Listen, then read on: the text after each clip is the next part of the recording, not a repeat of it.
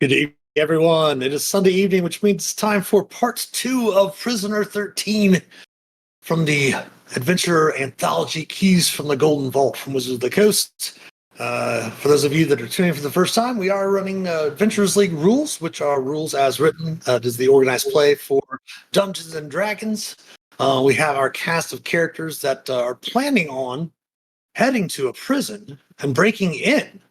Well, not necessarily breaking in, but sneaking in, perhaps. We will go over those plans that they made a little bit last week. But to give a little bit about the background adventure, Dwarven clan, Varen, I believe is Iron Axe, was that Varen's name? Varen Axebreaker, that was it. Varen Axebreaker had hired the group, well, actually, had contacted the group through the Golden Vault, which is an organization that does illegal things, but for a good cause. Do good at all costs is their motto.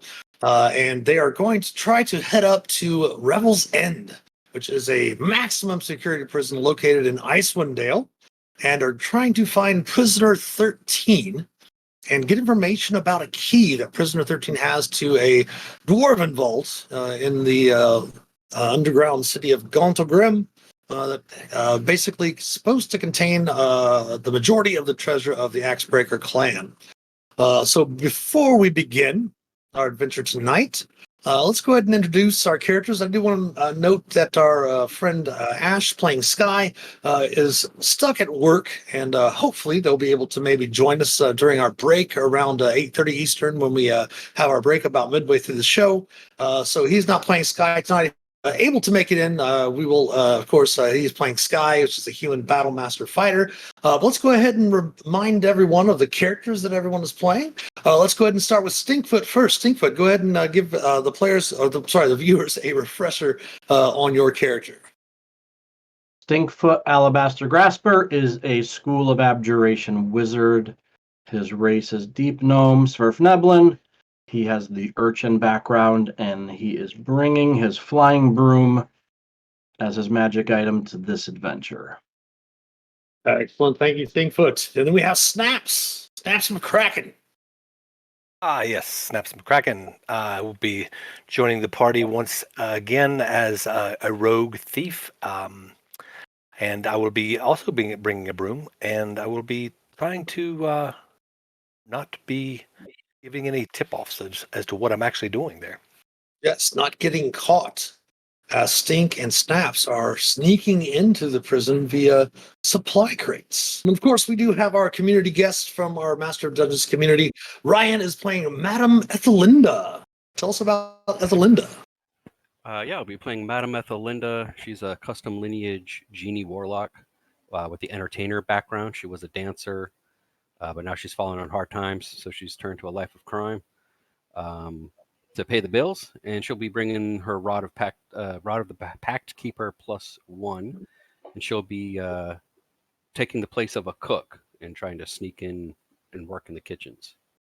Excellent. And she also has a awesome little mischievous familiar, Charlie, the imp. Yeah. Yes. Oh, apologies. It would seem my microphone was freaking out and didn't transmit for my introduction. Thank you for letting me know, chat. Yes. Thank you very much, Angelus. So go ahead then, Reginald. Reintroduce your character.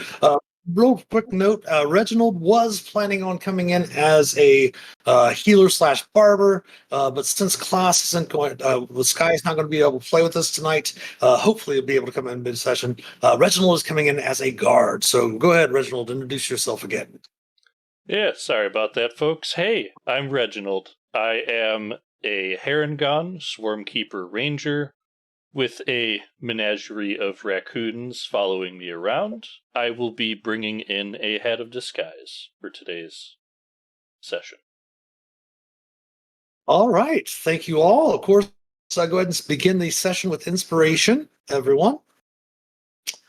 So last week, most of the time you spoke with Varen Axebreaker about all of the different things that he knew about Revel's End. Of course, if you recall in your players' handouts, you should have a map of Revel's End that you can actually access as an action as long as you're conscious.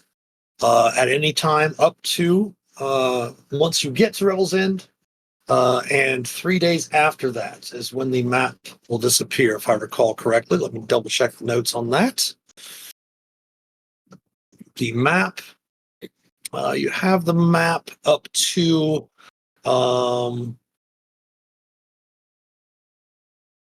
yes, you can activate it as an act. No, I'm sorry, my apologies. No action required. You can cause the magical image of the map to appear in the air before you, and only you can see it. The Breaker's map is not visible if other players are viewing it.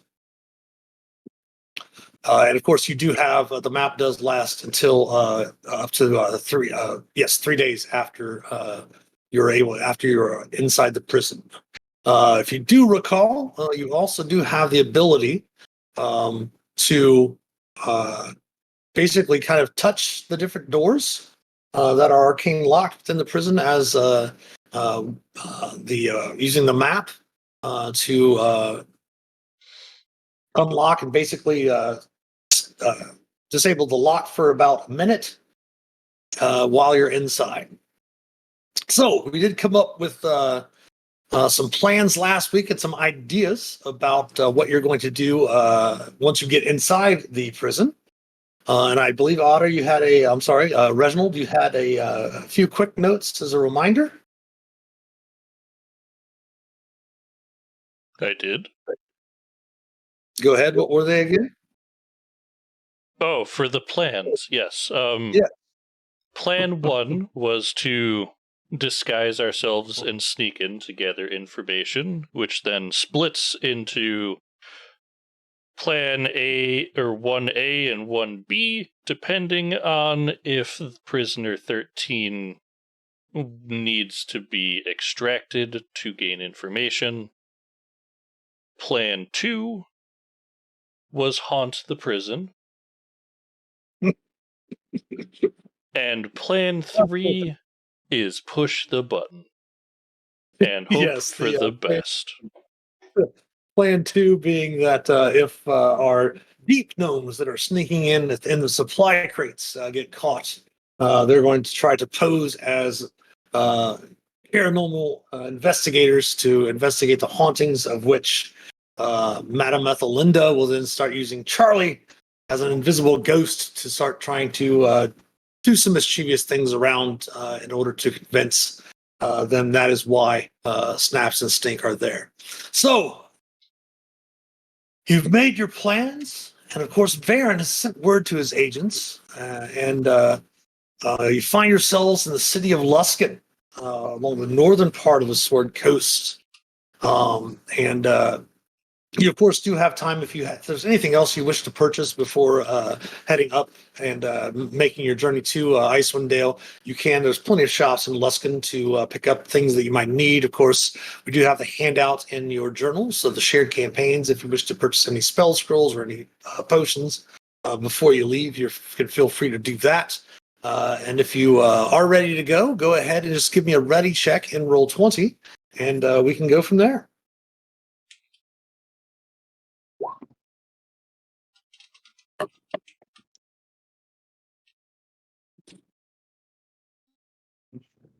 All right, so everyone is ready to go. So as you make your way into Luskin, up from Waterdeep, of course, is where we have our adventures set for Keys from the Golden Vault. You do meet up with Bethra, a dwarven spy, one of Varen's agents. And she meets you in a dockside tavern. And of course, as you enter in, you do see from her description, kind of sitting over in the corner of one of the booths near the hearth of the tavern itself. Oh, I think that must be Bethra. That's who the contact we were looking for. Let's go over and talk to her. Act normal. And I proceed to walk over there. Okay.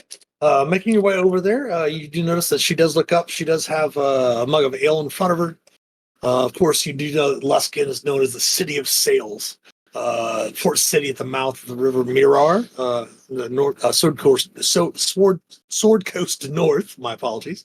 It's even though, of course, the 10 towns are a little farther up into Icewind Dale itself, the frozen north. Luskan is really considered the civilization's farthest reach north along the Sword Coast.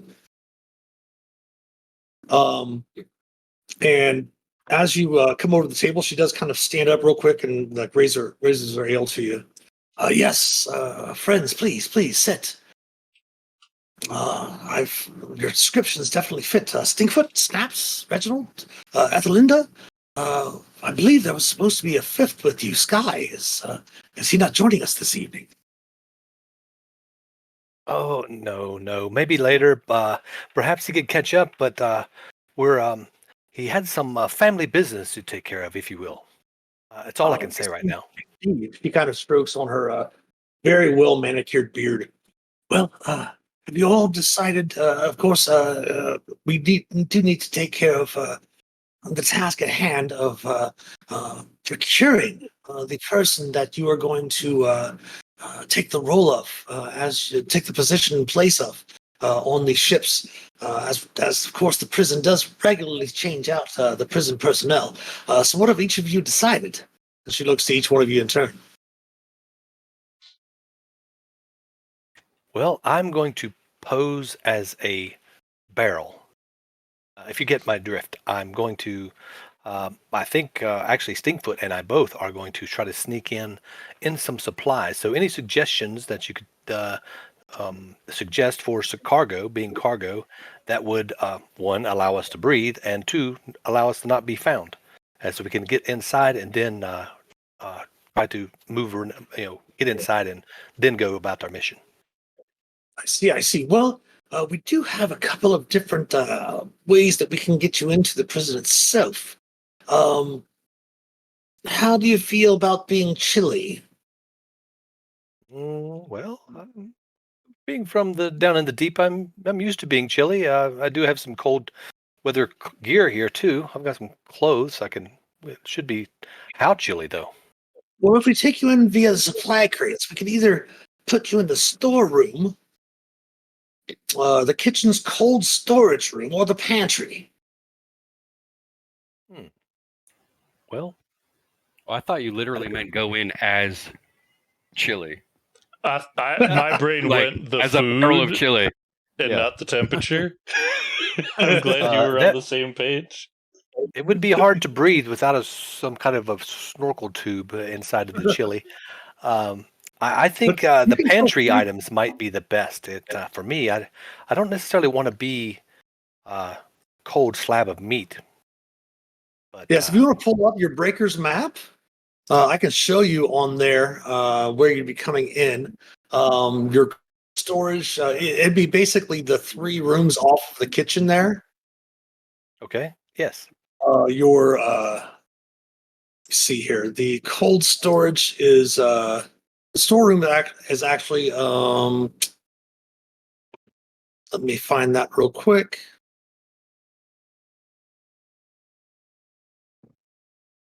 I don't know. Stinkfoot, what do you think?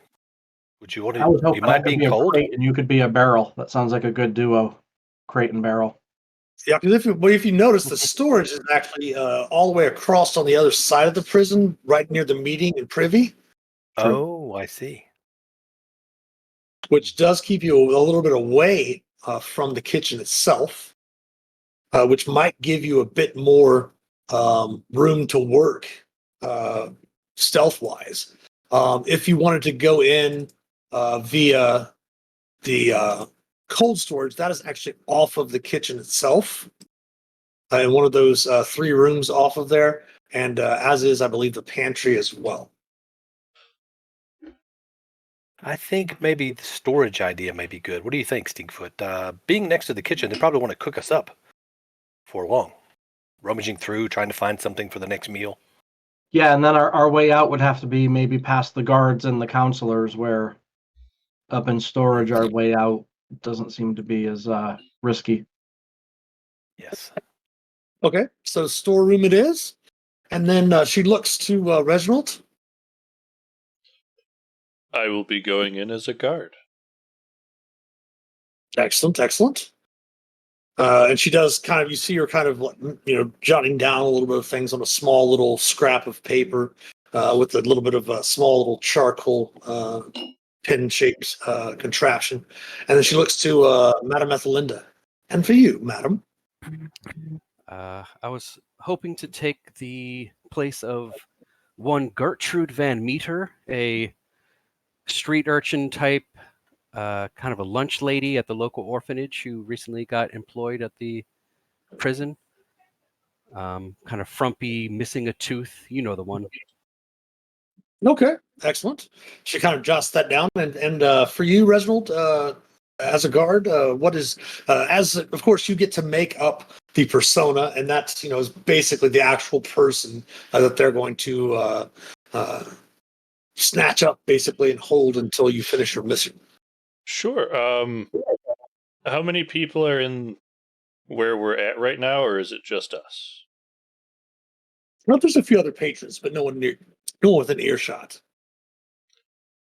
Okay. I'll tip my hat forward and take on the persona of a tiefling. And their name. My name is Ian. Okay.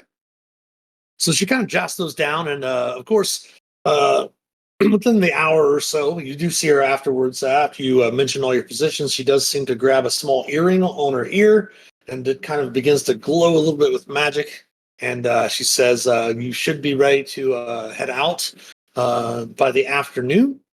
And she does inform you that you'll be going to report to a ship. And she does provide a cook's uniform for Ethelinda and a guard's uniform as well for Reginald.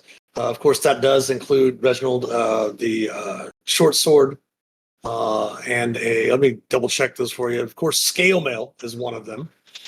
And I definitely can't wear scale. I can make it look like I'm wearing scale.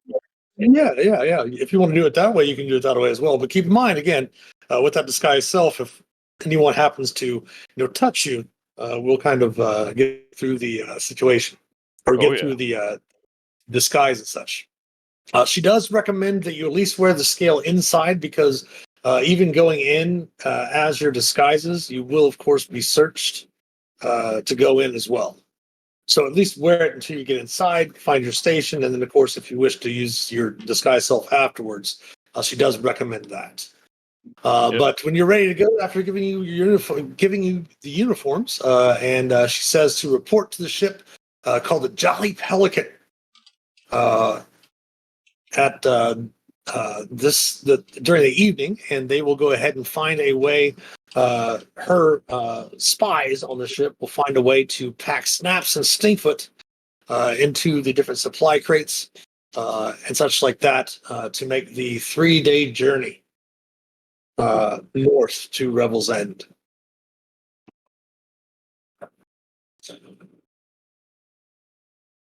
3 days. Oh boy. On the boat? I've never been on a ship before. Well, at least if you're with the produce, you'll have something to munch on.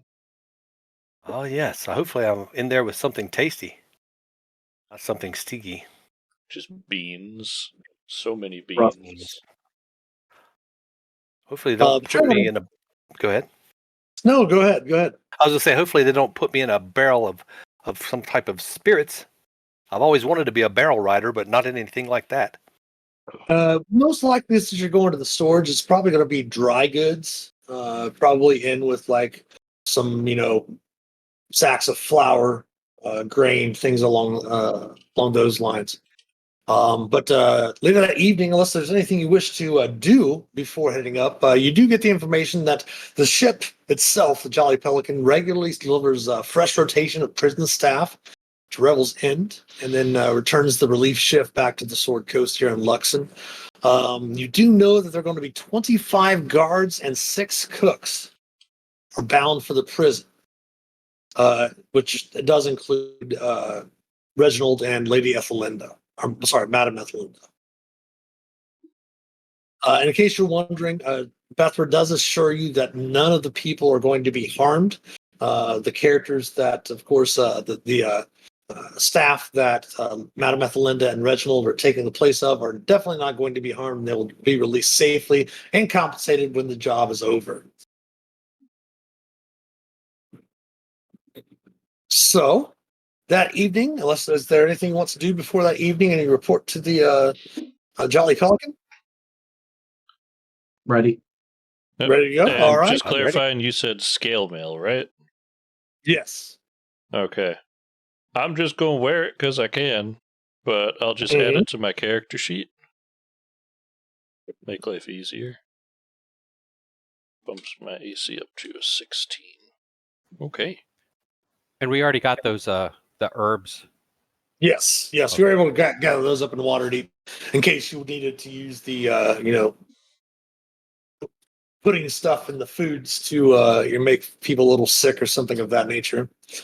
But you're able to report to the Jolly Pelican that evening and able to get Snaps and Stinkfoot situated comfortably in their supply crates. And it takes about 3 days as the journey to Revel's End by sea is about 350 miles. It takes about 3 days under fairly normal conditions, and you are able to make your way to Revel's End. And upon approaching Revel's End, got a couple of nice handouts. I did pull in a handout from Icewind Dale, Ryan the Frost Maiden, as well as the Prisoner 13 handout. And here are those handouts as you're approaching. Nice.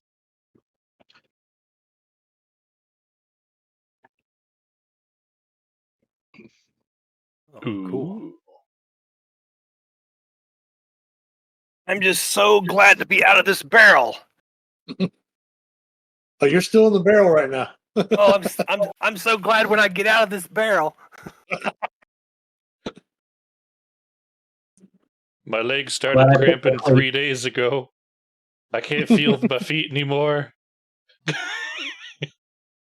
Don't even ask about the privy.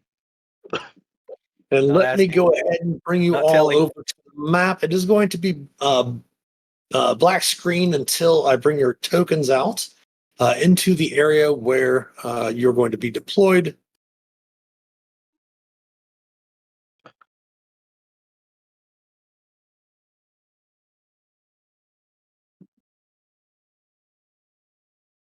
House McCracken.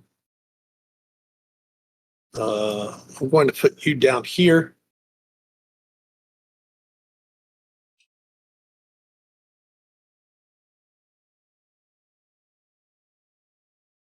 I want to bring Stinkfoot out up to that area to kind of have an idea of what everything looks like when you first get in, and then bring Snaps and Stink together, and then we'll bring out Reginald. Should be able to see up here now. Madame Ethelinda. And I'm assuming you have Charlie invisible, correct? Correct. All And I would right. have used the time on the boat to explain the plan. To Charlie? To Charlie, because we were going to have Charlie go to the courtyard, right, invisible, and wait for the prisoner and try to make contact Okay, that way, I thought. I think so, yeah. Yeah. sure. And I was looking to see if he could understand, and I noticed his intelligence is actually higher than mine. So, Oh yes, he speaks common. He's got the gist of it.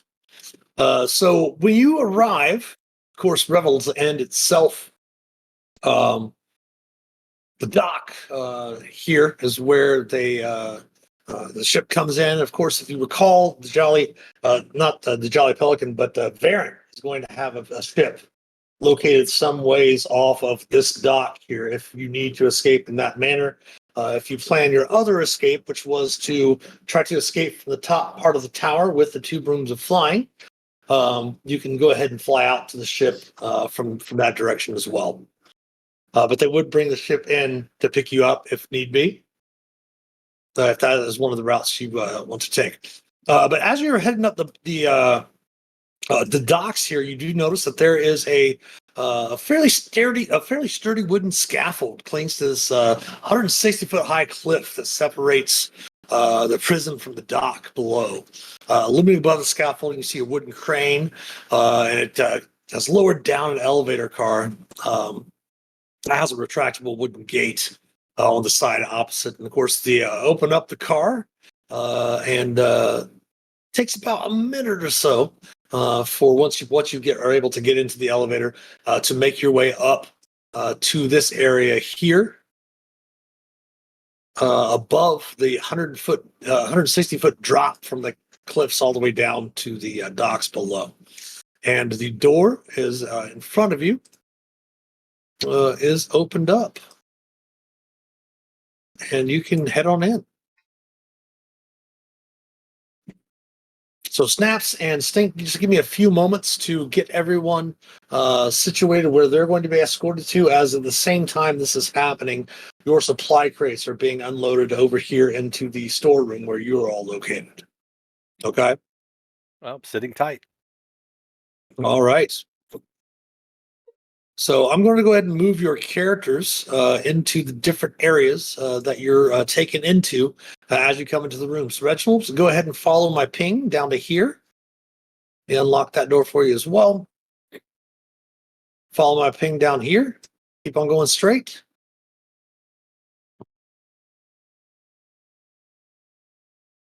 And then open that door in front of me.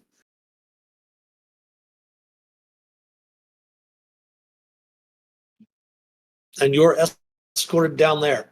So give me a few moments, and then I will get Ethelinda where she needs to go. So Ethelinda, if you take yourself and Charlie invisible down this way, through that door in front of you.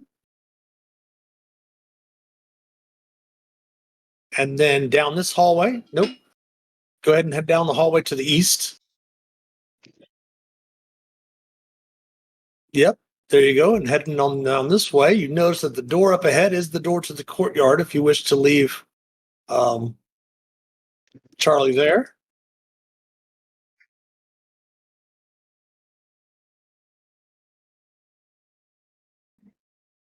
Oops. And then they lead you to this door here. So it's unlocked. You can open that door and enter in. This one is locked. I think this. Oh, not the one to the west, but the one to the south. Oh, whoops! I didn't see that one. Oh, okay.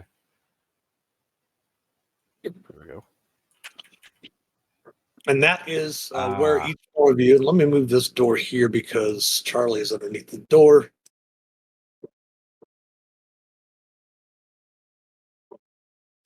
There we go.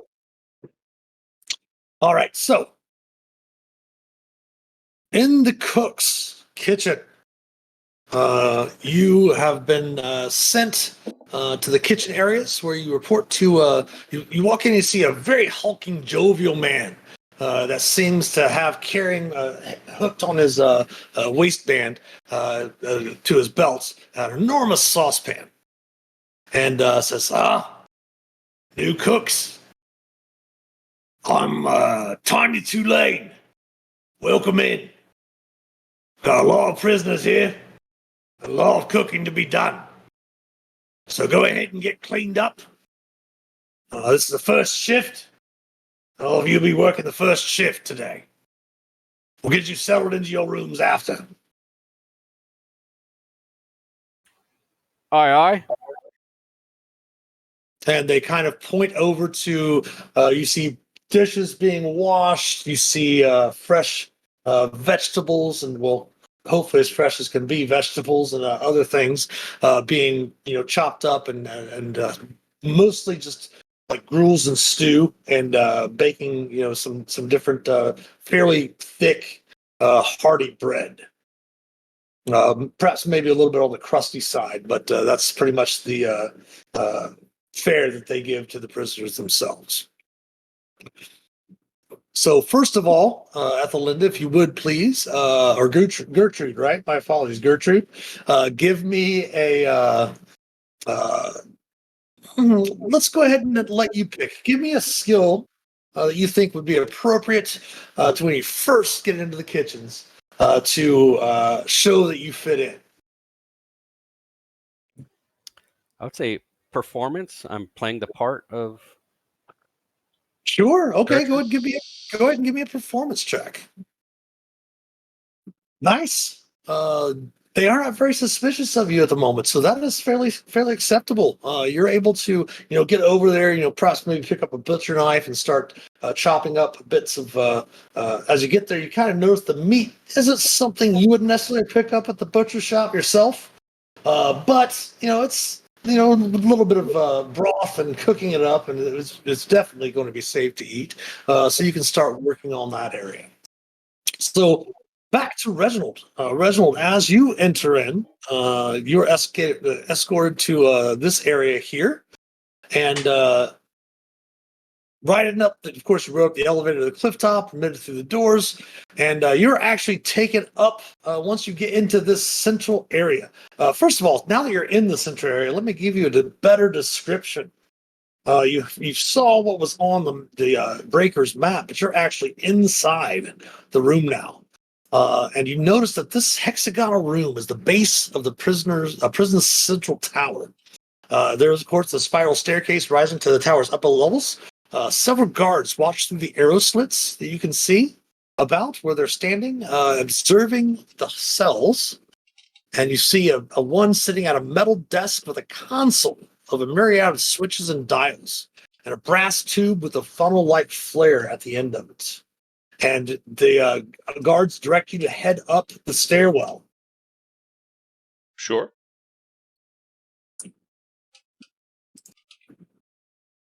And let me go ahead and bring you down to where they are going to have you come up. That is not where we're going to have you come up. There we go, right up here. Shift you down to there. That is where you are at now. Okay.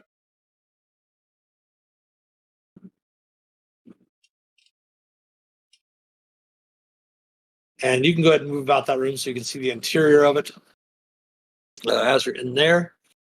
This is the barracks. And looking about, there's probably a number of guards still on duty. You notice here in this barracks itself, there's about 10 guards at the moment that have their armor off, seem to be off duty, looking around. You notice that, of course, the door to the spiral cases you went up led to a large room filled with wooden bunk beds. Arrow slits in the northwest and south walls. Foot lockers and armor racks accompany each bed. The spiral stairs continue up past the door that you came in. And you do notice that sleeping, there seem to be 10 guards awake, but there's roughly about 50 bunks in the room itself. Double, triple bunks all around the room. And there's probably about maybe 20 or 30 of guards actually in the barracks right now sleeping at the moment. And you're introduced to the person that's in charge of all of the guards, and she greets you. She's like, "Hello, I'm Eula, a rather large half-orc woman. Eula, Nigeria. We have all rules, of course. You'll be briefed on those rules. If you're not sure what they are, they're over there posted. And if you can't read, I'm sure another guard will be able to help you with such things. You're not to interact with the prisoners. Should not touch the prisoners unless you are escorting them to a particular location. Always keep your weapons on the opposite side of which you're escorting a prisoner. And do not converse with them if you're taking them anywhere. A reminder that all prisoners are kept by number and not by name. We currently have 299. Is the highest number that we have for every prisoner. No prisoner's number is ever reused. Now, of course, we do not have 299 prisoners here at the moment. However, again, Do not converse with the prisoners unless instructed to do so. Do not touch the prisoners unless you are instructed to escort them somewhere specifically. When you escort prisoners anywhere, you manacle their hands and their feet, and then attach a chain from those hand manacles to those feet manacles. Is that understood?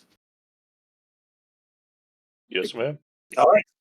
You're up on your first patrol. And Ian, yes? That's me. Welcome aboard. Join your fellow prison guard and begin your patrol. That immediately lets you know, Reginald, that the guards patrol in groups of 2 around the inside of the prison. And you can go ahead and let me go ahead and put your character. We're just going to copy and paste your character. That we don't have to keep moving you back and forth. We'll put you back down in the surveillance area. And of course, you do know the rotation. Don't worry about moving your character around your token around the area just yet.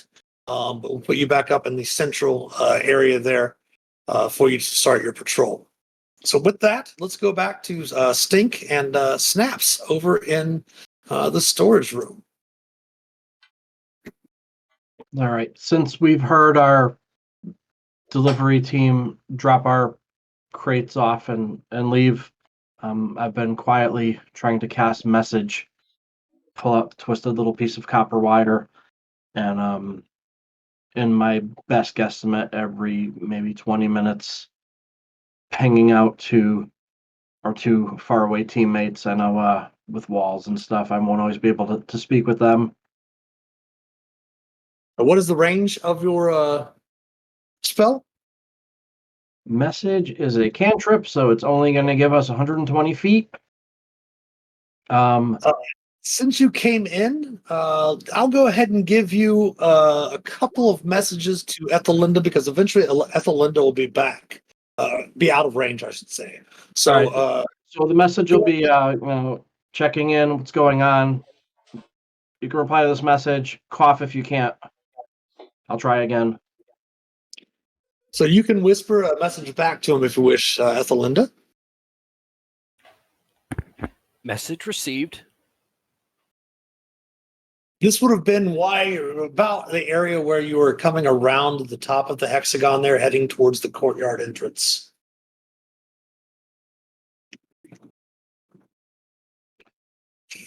So if you want to relay that Charlie's at the courtyard entrance, you can easily do so. That's within the 120 feet, I believe, of where Stink is. Nope. The Eagle has landed. Yes, you could have definitely let him know that you were heading there and dropping him off. So yes, you can know that. And then eventually your next, my apologies, I said 2, and it's going to be 1 because I was looking at the distance of where Charlie is. So when you were to send your second one, you have known that Ethelinda did not get that message as she was out of range. Okay. However, you could have gotten, we'll go ahead and give you 2 messages to Reginald because Reginald is within, from the time he enters in to the time he gets to the central chamber, you will definitely have time for 2 messages. And then the third message, if you wish, after Reginald comes back down. So go ahead, you get 3 interactions with each other. Reginald, it's us. We're in the storage container. What's your status? Reply to this message. Cough if you can't. I'll check back. And the first one would be when I was being escorted up?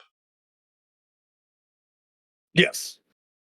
Okay. At that point, I would just cough into my sleeve. Okay. And then the second message would be coming down.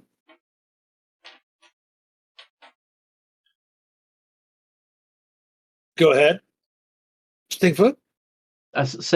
Same like radio call out on repeat. Okay. Okay. Your response would be, I can't believe I'm already on duty. I didn't even get time to unpack my bags. At least I have someone with me to help me with the layout. But, like, man, I would have liked to sit down for a minute after being on that boat. Nice. All right. Obviously, I relay all this to Snaps. Okay. Just kind of- Go ahead. No, go ahead, Reg. I would say just kind of talking to myself, but also to my guard partner who is accompanying me down, so that Okay. they think I'm just mumbling to them, but I'm responding to snaps. Yeah, they're like, oh yeah, it's crazy. You work sometimes. Most time it's only one shift of 8 hours, but sometimes it's a little bit longer. But the brisk walk here is not too bad. Does keep you fit, it says in response. Sure. It's about to walk our whole route takes about the whole route itself takes about 20 minutes though. We come back here, we report into the central chamber here, and then of course another team goes out on their patrol. Sure. I'm Ian. What's your name? Greetings. Name's Thorin. Thorin.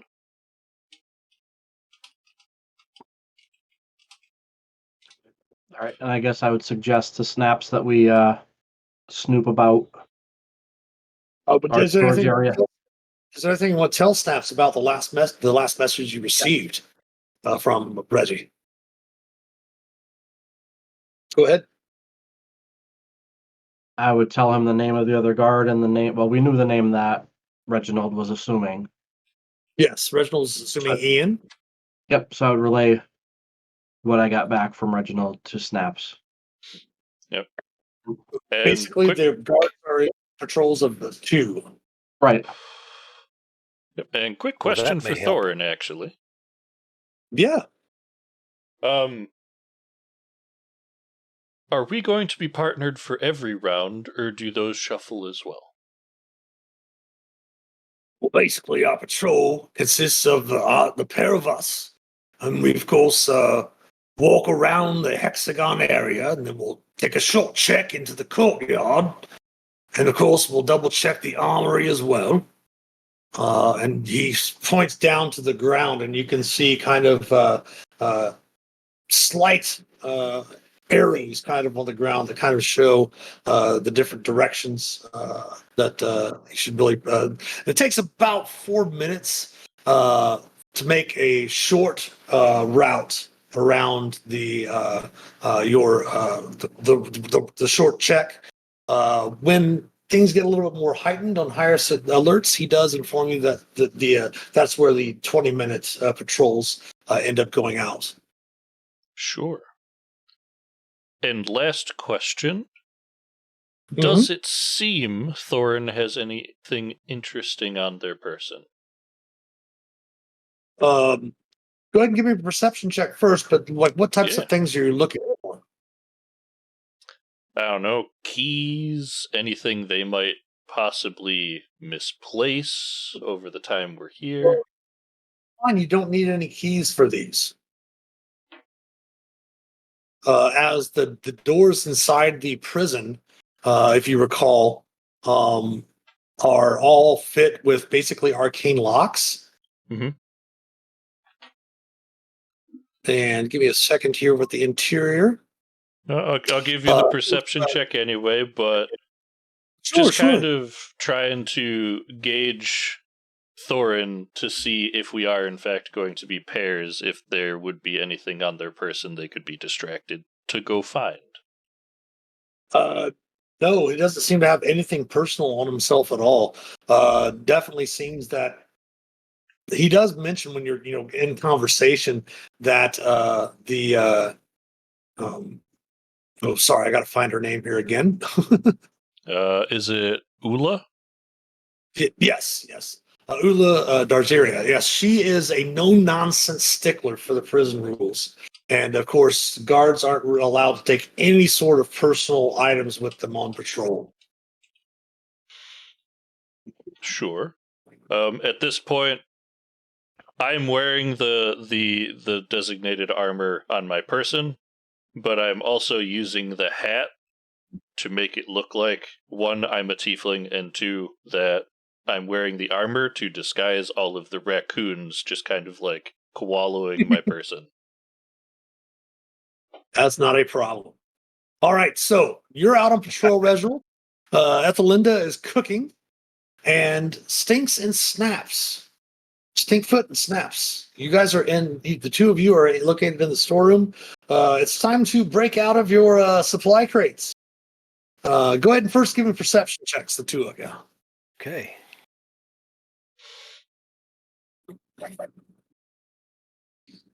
Perception.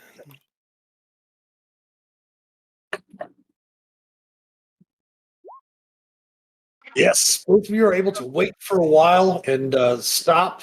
Once you're able to listen to getting out the prop for being in the box. Nice, nice snaps. You're able to kind of listen for a while, and you hear the guards and such, and the other workers that brought in all supply crates leave, and you do hear what appears to be muffled, like perhaps behind a door or wall. Sounds of some perhaps conversation, but you're not really sure.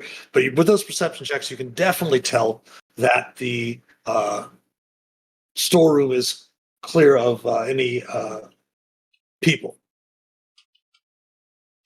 So how do you Okay. want to get out of the? You're Well, able to get out of there, but go ahead and give me some stealth checks, a group stealth check, just to kind of make sure that you're doing it quietly.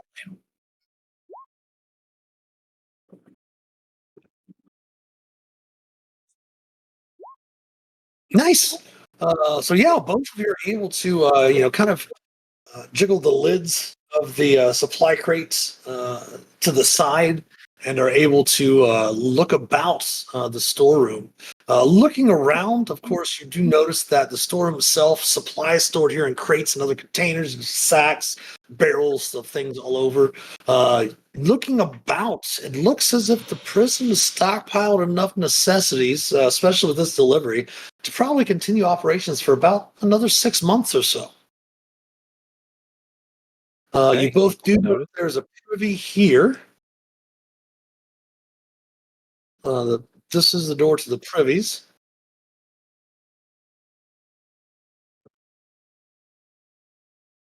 Okay. And then, of Uh, course, from your... Go ahead. Well, after getting out of the barrel and being in there for a long time, I definitely want to go to the privy to actually, Sure. get out of the barrel for a while. Check out the privy, looking for hiding places also. Yeah, I would suggest to Snaps before we go too far, check out the room and make sure we have a place to duck if we hear Yes. voices or Yeah, people we're coming. looking all around the room as far as in all the supplies. They're the best hiding places that would be if someone was to come in. I want to There's check out the privy numerous first. There's numerous places for you to hide, yes. Okay. And then after checking out the privy, I would like to go over here and You check can feel another free door. to head over to the privy if you wish. Okay, yeah. Yep. Come over.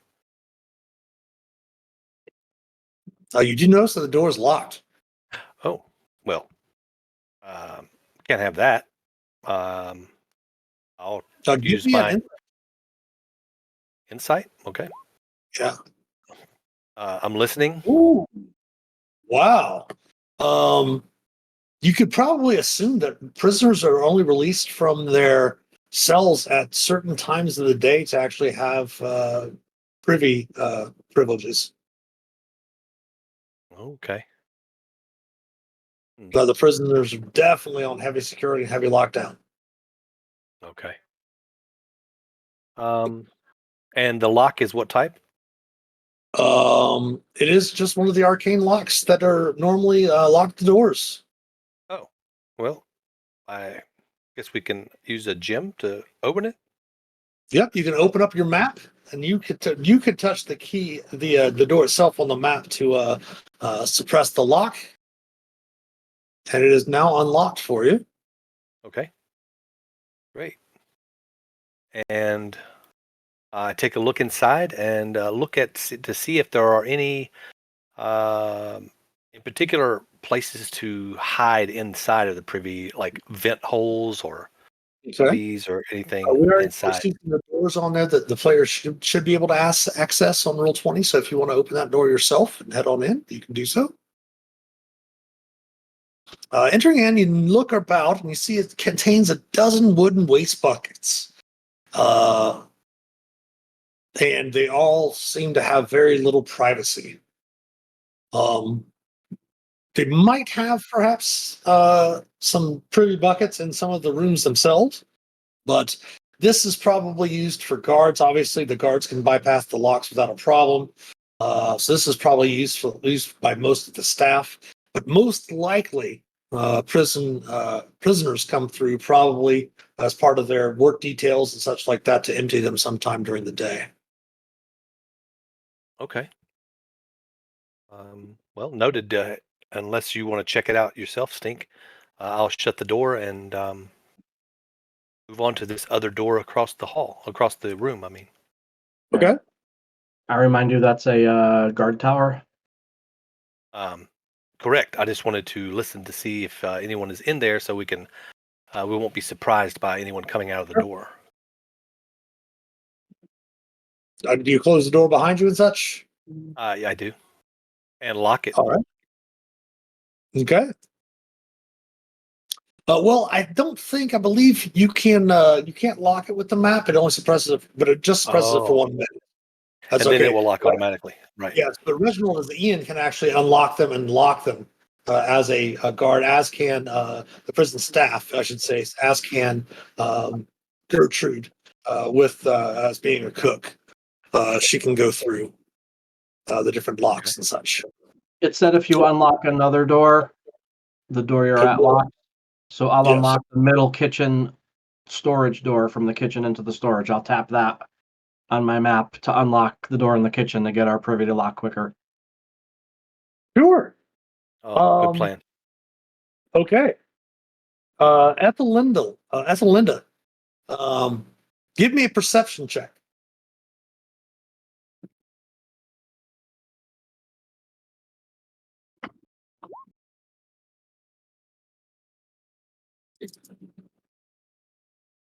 Not great. All right. You see the cooks in the there's probably about maybe 6 or 7 in the kitchen at the time. You see 2 or 3 of them kind of look back over to the storage door as it unlocks, and everyone kind of looks around and doesn't see anyone there. So they kind of look over. One of them kind of shuffles over to Tiny, the guy that's in charge of the cooks. And they see him conversing with one another for a little bit.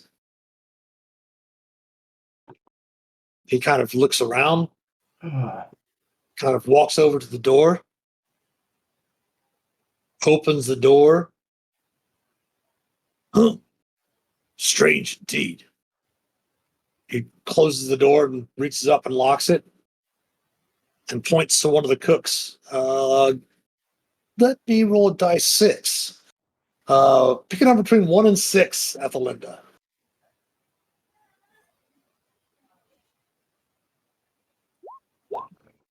No, just pick me a number between 1 and 6. 5's good. Okay, a 5. Roll a dice 6. There's 6 of you in here. If it rolls a 5, Tiny's going to point to you. Tiny looks around, looks at you for a moment, and then the person right beside you, he points to him and says, go report this suspicious activity to the central watchtower. And the cook nods and exits it out. Ethelinda will be like, there ain't ghosts in here, are there? I don't like ghosts. I'll go and get that story started. All right. Well, we do have some fun things for distractions. Go ahead and give me a deception check to see if you can kind of start bringing up something sort of deceptive to try to change the subject or whatever. All right. And the other cook stops for a moment and says, ghosts? I don't know if there was ghosts here. And Tiny's like, ghosts? What do you mean? You're saying the inn's haunted? Could be. Oh. Anyway, don't worry about it. Back to work. And you were able to successfully distract them from reporting the suspicious behavior, changing the level of suspicion in the chambers. All right. So Snaps and Stink, we'll come back to you here shortly. Reginald, go ahead and we'll have you take your token and start moving about. Now, keep in mind on your shift or on your first patrol, you only have to check one room or one place, either the courtyard or the armory. So which one, we'll go ahead and let you choose since you're one of the first groups to go out on watch. Thorn says, go ahead and choose which route you're going to take. Sure. Let me just go pull up my map here so I see where I'm actually going to. Mm-hmm. Let's go check out the armory this morning. Make sure All right. everything is in order. And when you're done with your patrol out, of course, your patrol route goes around the outside here. Yep. And then when you finish up, you'll finish up in one of the guard rooms, as you notice to the north and south on your breaker map. Mm-hmm. All right. So this would bring me to the door to the armory. As you pass by there, Charlie informs you, Ethelinda, via your telepathic connection with your familiar, that Reginald has just passed by and is heading towards the armory.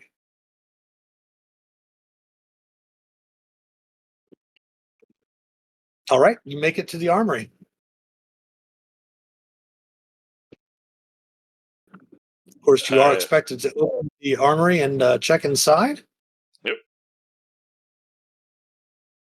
It will not let me click on that door. All right, I can take care of that for you. It is unlocked and now it is opened. Okay. And then I take a step in to look in the armory. The room contains wooden racks and chests filled with weaponry all around it. You notice floating in the middle of the room is a spherical creature with a large central eye and 4 writhing eye stalks. That creature does look like this. I will give you a player's handout for that.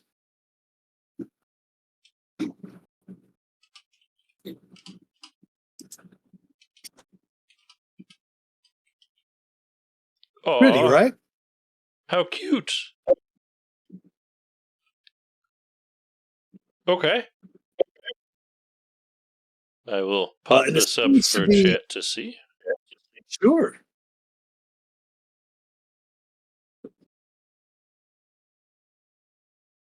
And looking about, you see the racks throughout the room contain halberds, long swords, short swords. You see some pikes, some heavy crossbows, some light crossbows, and lots of bolt cases for all those as well. And this creature kind of immediately looks about. Let me go ahead and do me a favor and pop up the disguise self spell for me. Oh, you got it. Hold on.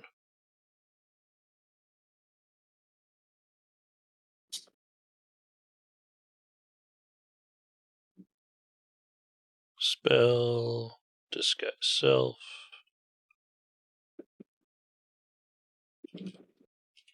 Okay, what are we looking for? Go ahead and throw it up in chat for me if you would. I just have the hat, which acts as the disguise self spell, but it doesn't actually have the spell itself. All right, so we're going to do a little thing for Roll20. What we're going to do is I'm going to open your character sheet. Okay. Or if you already have your character sheet open, you can do that. Go to your spells section. Mhm. And then in your upper right-hand corner of Roll20, click on your compendium. You got it. And then type in Disguise Self. And when that pops up, go ahead and drag it over to your character sheet. And it should say accepting from compendium. Don't drop it in the box, but just outside the box. Yeah, I just have to move my character sheet to not be popped out first. Snaps has disguise self. I can pop it out if you just want to read it. Yeah, go ahead and do that. I'm just helping Reginald out for future. There we go.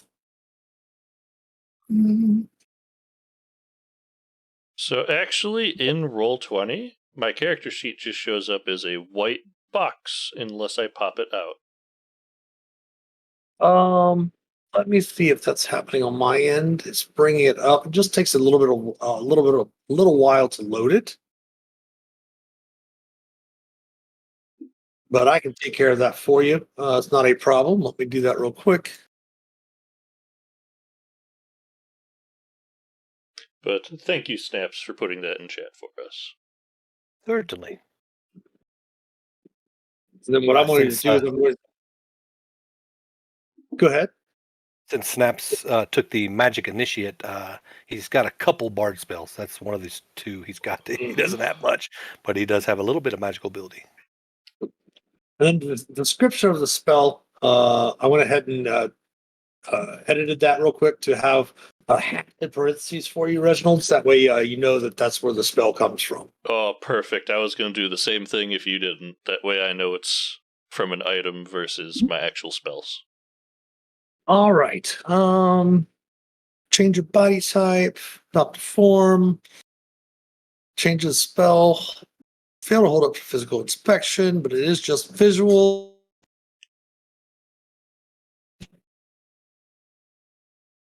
All right. And what is your spell save DC for the Hat of Disguise? The Hat of Disguise. Where are you?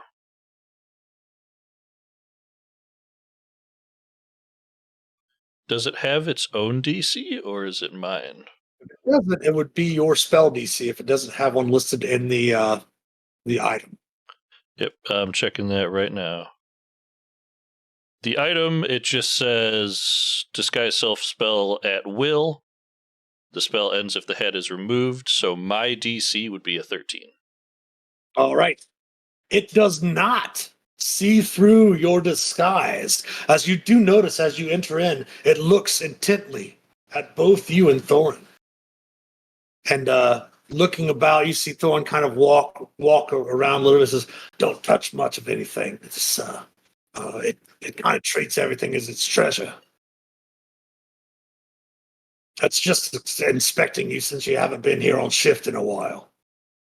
Ah. Fair enough. Good to see you again, and I kind of tip my head down to the floating spherical creature. Okay. Go ahead and what does your acting gives you advantage on performance, doesn't it? Actor gives me advantage on deception and performance checks while trying to pass myself off as a different person. Go ahead and you make the choice of deception or performance, your choice. Okay.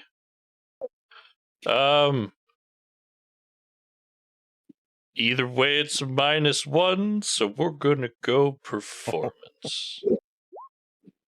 Oh, look at that. Natural 20. Boom. Nice. Yeah, you see the spectator, kind of one of its eye stalks kind of moves over in your direction and it kind of nods up and down, and it kind of goes back and looks over Thor and nods up and down and kind of goes back to inspecting, or kind of watching all of the weapons and stuff. But you do notice that there's a wooden ladder over here that kind of leads to an iron hatch in the ceiling, which you could probably surmise opens up onto a roof above the armory. Good to know. Everything seems to be in order here. You can go ahead and finish your patrol. Do you want to finish your patrol at the northern guard room, or do you want to finish your patrol at the southern guard room? Judging by the map, I would like to end up at the northern one, so I would do a full circle so that I could be close to storage in case I need to talk. Okay.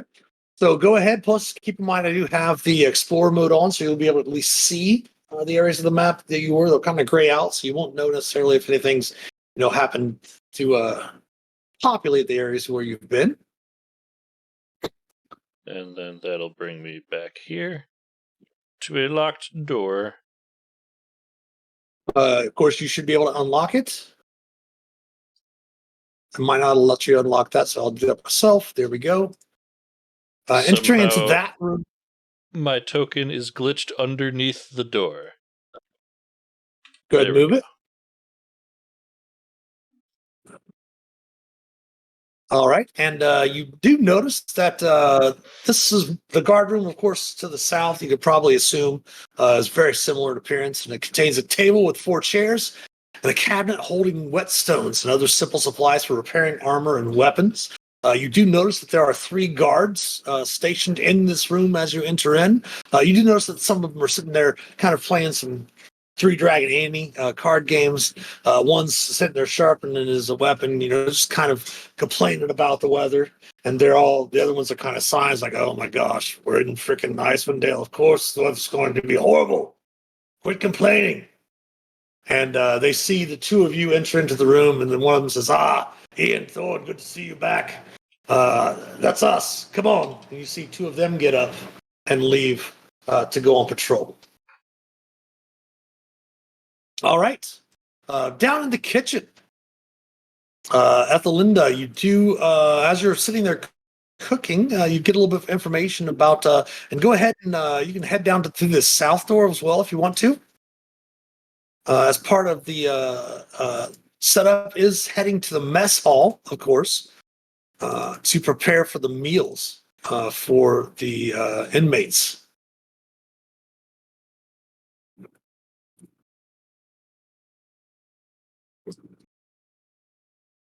And as you enter in, Ethelinda, the first thing you notice is that the room is empty. Other than looking about, you do see tables and benches, of course, fill the room, but empty of any people whatsoever. Dishes and dull cutlery are stored in the cabinets, as they mentioned for you to go ahead and start getting things set up for the lunch. As you came in after breakfast has already been served, and it's about lunchtime. So to start setting up all of the dishes and cutlery, you notice most of the cutlery is, of course, dulled, obviously, and to not be able to be used as weapons. And of course, the dishes are, of course, mostly made of wood as well. And you're able to go through and set up, and it looks as if it would actually give me an insight check.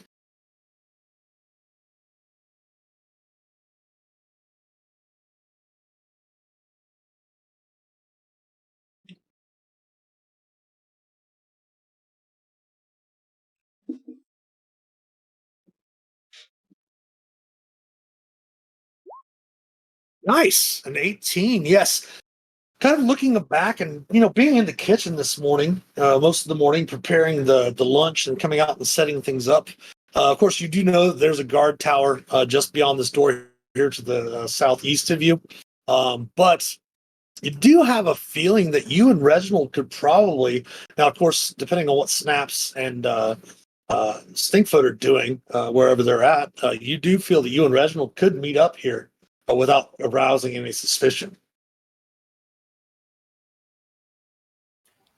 Like between meals, or Yes, well, any of you might be off shift. okay. As the prisoners, prison personnel dine here in this area. DM, I have a quick question. Sure. This is more of an out of game question. Since with this mission in particular, we are all split up and in different parts of the map, would I be able to ask you for permission to see the whole map so I can actually move around so the chat can see what we're all doing? That would be kind of. I could do that, and how about I do that after our break? While we go on break, I can review portions of it, mostly because there are certain things in certain areas where we haven't been that you're really not supposed to see. So what I could probably do is go ahead and move some of that stuff to the GM layer after this to allow for that if need be. I'm not sure of the semantics of Roll20. I just figured I'd ask. Because right now I can just only show the chat what I'm doing. Gotcha. Okay, that's cool. Sorry Now, to what we interrupt. can look into for future things, as long as the chat doesn't rat out the monsters, is that we could set up a display that shows my Roll20 screen. That would allow everyone to see everything. They just hopefully wouldn't say, "Hey guys, there's a beholder coming up." You know. Oh, Don't no. go in that room. There's 4 No. mimics. Yeah, as long as the chat doesn't inform the players. Don't Speaking touch of which, the deer head on the wall. It's bad. everyone might notice that are watching too, that we do have in our Twitch channel now, we have named our Twitch currency. It is gold pieces. So you are accruing gold pieces as you watch the stream. And eventually, of course, especially if you follow, you should be able to see those. And we do have what we were going to offer up that you can spend your gold pieces on. We're just deciding on how many gold pieces each thing will cost. So we're hoping to have that up by next week's stream for our first tier 1 adventure, part 1 of our first tier 2 adventure. My apologies. So yeah, Ethelindel, you can also kind of looking about the room. If you want to kind of look down here, you can see that there is a hallway heading down to the south, which, if you recall, where the council people, counselors would stay, or if you happen to be guests, you would be allowed to stay there as well. And of course, you do notice that there is a door over here to be able to access the mess hall through the guards, the guard room there on the south. All right, so let's go back up then to Snaps and Stink. We're going to go ahead and do what you're going to do, and then we're going to finish your first shifts for the guard and the cook to be able to converse a little bit. And we'll see it, unless Snaps and Stink, of course, get into any trouble. We'll see what happens. Well, before that happens, I ask Stink, I say, Stink, what do you think? Do you think we should cause any mischief or just stay hidden? I think first we'll check out this door, make sure we don't get surprised by anything. This is a guard room, right? And I look at the map. Oh, yes, indeed. It's a guard tower. And Okay. there's multiple voices. I'm not going to make you make any perception checks, as you have a passive of 13. Stinkfoot has a passive of 11. You can definitely tell there's probably 3 voices on the other side, guards. That was the muffled voices that you heard when you were inside your shipping containers. Okay. Well, I'll whisper it. I'll say 3. I think there's 3 in there. And I said we should stay hidden. And I say, I point over there to the other side, to the other door. And I start creeping around. Okay. Both of you go ahead and give me another group stealth check, if you would, please. Okay. This is eventually going to go sideways, but not today. Not right now, not with that roll. So yeah, you've checked out the privy. You do know that is a door heading out of the storage room to the guard's tower. And you also can look at having just looked at your map, you can tell that this door down here will lead out into the area where the guards are patrolling. Okay. And next to the door where the guards are patrolling, are there any good places to hide? Like crates, barrels? There's crates, barrels all over, yes. So Okay. kind of a plain without much decor in there, but just kind of, theater of the mind. There are barrels and crates and such all over the map. Okay. Well, before I go and hide, I'll ask Stink, you have any ideas? I'm going to Just lay message low out. for a while. I'm going to message out to our 2 friends and see if there's any new information and let them know we're in a storage room trapped between a privy and a guard tower with 3 guards. Oh, good idea. You received nothing back from Ethelinda, kind of generally pointing in the different directions around, as you kind of need to point in their general direction as long as they're within range. Don't necessarily have to see them, but as the spell reads, and kind of pointing up into the direction of the guards, the guard rooms, which with Reginald being a guard. Reginald, you do hear after a little while coming into this room sitting down. While you're up there, do you want to sit down to play some Dragon Annie, or do you want to just sharpen your weapon? If you don't want to play, Oh, you're not going to rouse any suspicion. They'll let you sit there and kind of sit in the corner, sharpening your weapon and tending to your armor if you want. no. I lost a whole lot of wages I shouldn't have lost, or shouldn't have really been gambling with, so I try and stay away from the ante. Thank you, though. Okay. I will give you this opportunity, however, if you want, to remove your splint mail and then perhaps maybe make a deception check or something like that to be able to remove your armor and then stow it away if you want, and then put back on your side your disguise as the disguise self as the armor. Or if you want, you can wait until your shift is over and you head back to your barracks. Probably the latter, because currently, if I take off my armor, I would be pulling off pieces of armor that I'm still wearing. And that may arouse some suspicion that I'd rather not have. Fair enough. Okay. But you do get a message from Stink. You're kind of sitting back off in the corner over here, just relaxing. I'm going to go ahead and move this guard to the GM layer. Kind of back over here in this corner, just sharpening your weapons, just hanging out and stuff like that. There's the other two guards, Thorn and one of the other guards, who's there, tossing some coin back and forth. No one seems to be really winning any sort of big hand or anything. Mm-hmm. And you do get a message. Stink, go ahead, Stink. Go ahead and re-say that message. So I will update them that we are in the storage area. We've got 3 guards in the tower next to us. Give us an update. If you can, cough if you can't. Are you able to come use this privy next to us?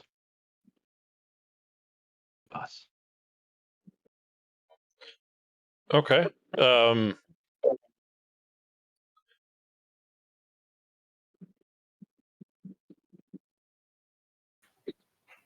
Kind of. I don't hear this, right? Go ahead, Linda. What we're saying? I was saying I just want to make it clear. I don't hear this, right? I'm not a part Correct. of Yeah. the facility. He tried to send you a message and pointed kind of the direction of the kitchens, the mess hall, but you're out of range for the message. And unfortunately, where Charlie's located, Charlie's kind of out of the range of the message as well. But Reginald did pick that up. So, Reginald, do you want to excuse yourself and head to the privy? Yeah. I will look up over to Thorin and say, also responding to Stink, now that I've been up and walking for a bit, I realized that I need to take care of my stomach. The privy's around the corner, yeah? Oh yeah, of course. You know where it's at. Give me a Privy check. no, not a privy check. Give me a deception check real quick, because they're like one. Thorn looks around and says, "Why are you asking where the privy is? You know where it's at." It's been a minute since I've been here, making sure that those ones aren't getting cleaned at the moment. Give me a deception check. Of course, you do have advantage, of course, with your acting, right? Yep, a whole lot of 9. He kind of is like going, "What do you mean? We're not scheduled to have the prisoners go clean that privy yet." He kind of looks at you a little suspicious.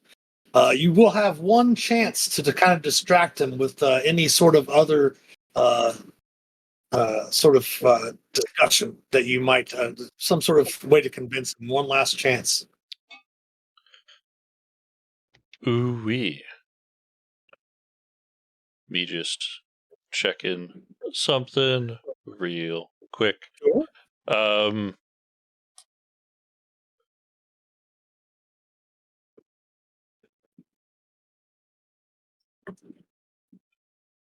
I'm sorry, Thorin. The food on the boat has just screwed me up for the last 3 days. I'm not in my right mindset. Something they gave me made me sick. I'm working the rest of it out of my system, but like walking around is really getting to me. I got to get to that privy.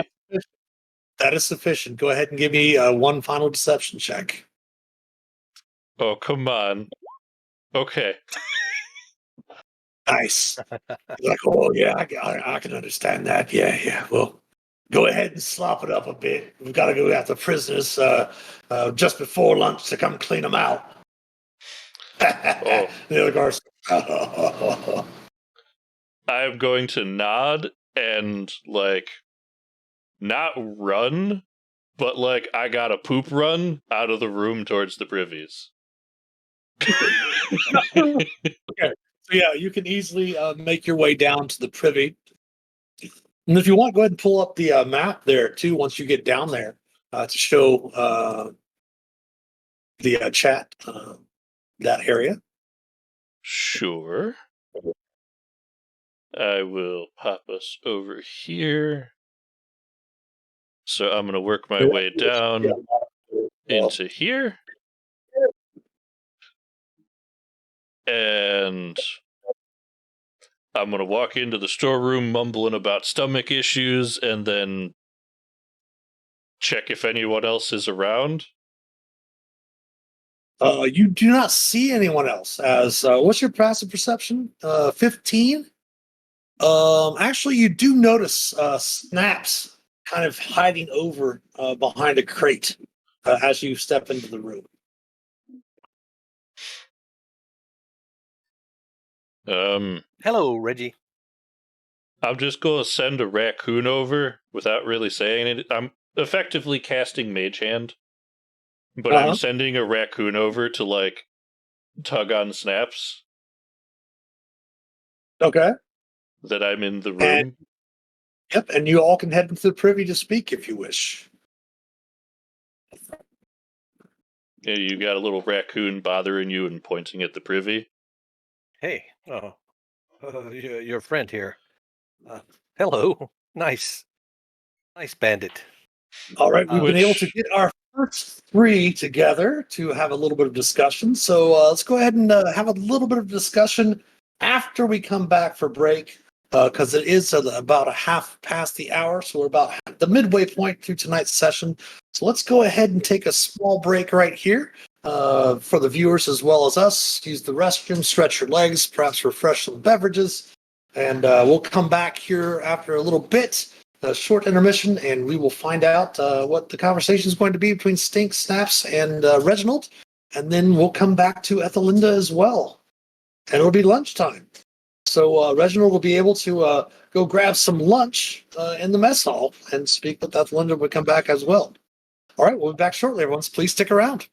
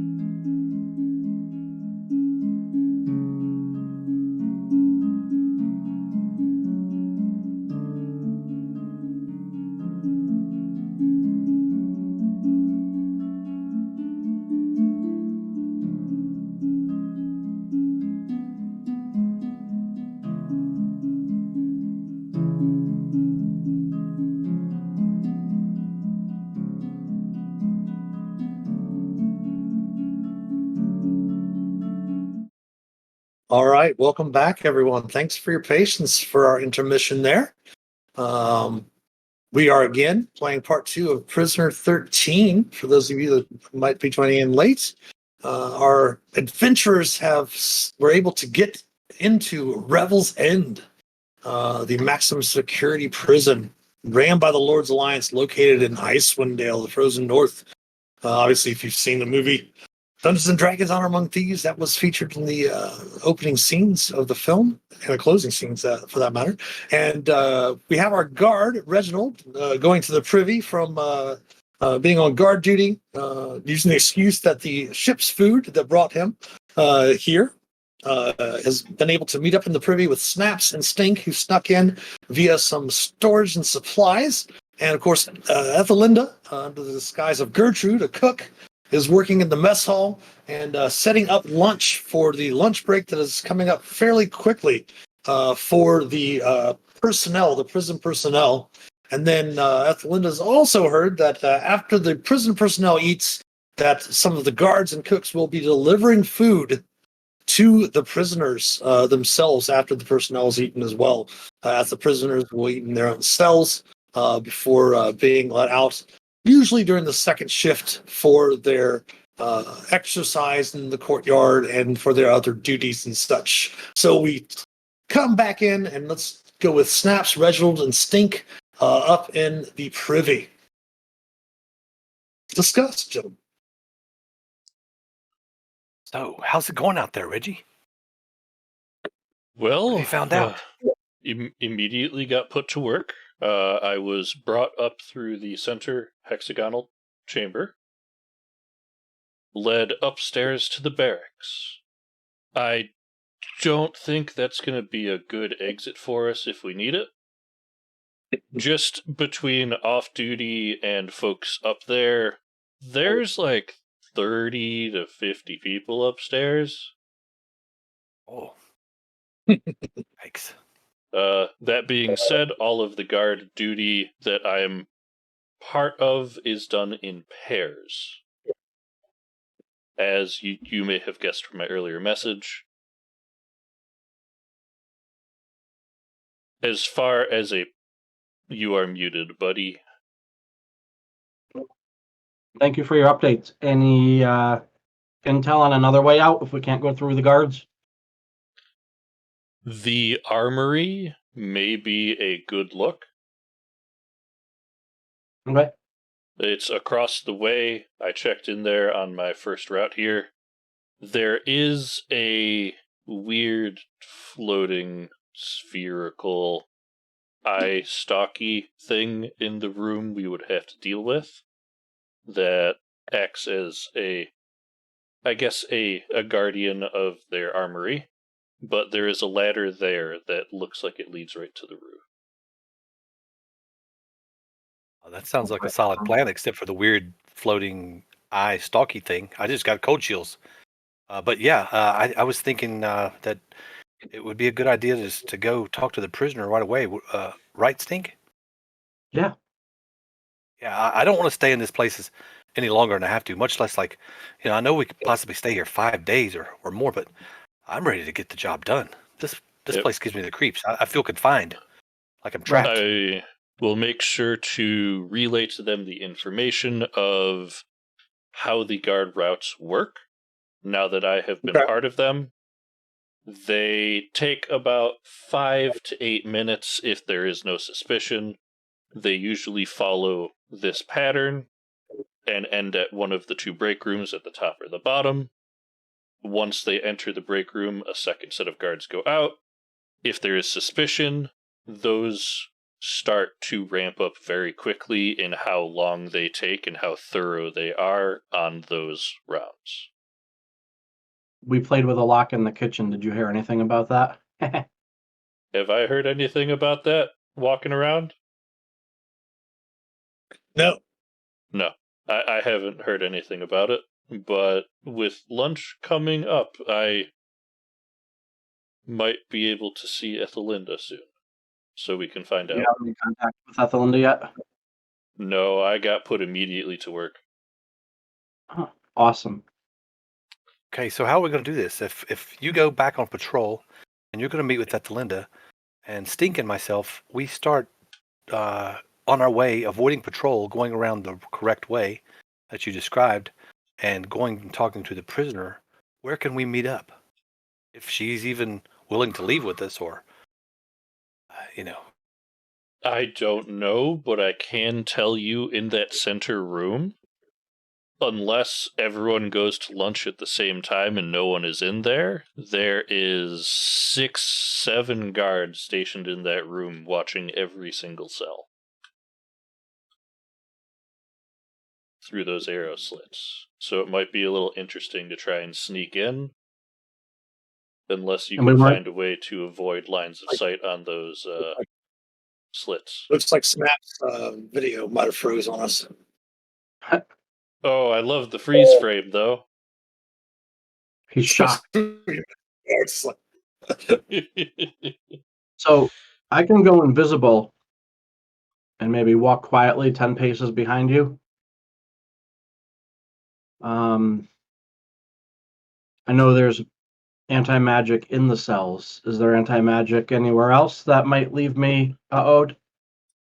To well, my if you keep in mind, understanding, if you get into the cell, remember it suppresses the anti-magic. But if I Yep. stand outside the cell and call to prisoner 13, I don't know. We'll have to see if that works. yeah, to Sounds to good. my understanding of the map, the anti-magic is only within the cells. So as long as you stay vigilant and quiet, following someone on rounds or myself on rounds, you should be able to get close for a time. okay. Now, of course, Snap would be very sneaky to get over that direction as well. and I would definitely do that. Try to be All as right. stealthy as possible. Snaps and Stink is going to go invisible and start to make their way, and Snaps, of course, sneaking behind, or do you want to sneak in front or behind Stinkfoot? Snaps. I think that I would sneak behind him. Okay. That way, You'll be able to see him, that way of he can go course. first. Okay. Keep in mind, looking at your routes again, those routes are along the outside because the inside ring is basically watched from the guards inside the central tower. So, maybe sneaking up to the edges of that tower and underneath the arrow slits might not be a bad idea for you, Snaps. Sneaking in between the areas where the arrow slits, kind of don't necessarily maybe overlap. But if you make a pretty good stealth check, should not have a problem with it. So first, let's go ahead. Go ahead. Probably inform them that if they come in from the north, the hallway is facing a door. You would have a little bit of cover trying to get to that inner hexagon. Okay. And it's probably closest, right? Looking at the map. It Yep. is slightly further than going in from the west side, but you would be walking towards a door instead of... You mean getting to prisoner 13 cell. It's a faster route. But I was feigning stomach distress. I should probably return to the guards' rooms so they don't think there's a problem. Best of luck, and we'll regain contact when we can. When I can, I will try and take the North Guardhouse for breaks. That's what I was going to mention to you. We can't seem to reach you outside of 120 feet or so. So, yeah. Okay. Good luck to you. So while you're all talking in there, and Reginald, you can go ahead and move yourself back up there.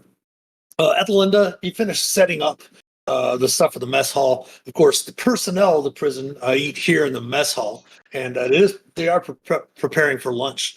And Tiny does look about the room, and you see some different chalk numbers and such on the walls of the kitchen itself. And glancing up there, what's your passive insight or history or anything like that? Let's see here. Passive. I know my passive.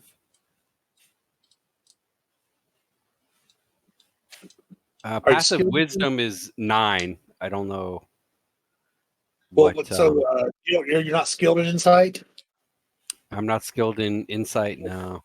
So your basis is a 10 minus. What's your wisdom? 9. Your wisdom is a 9.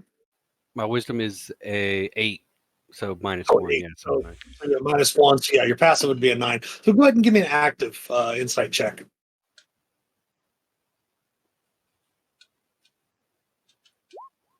Nice, 13.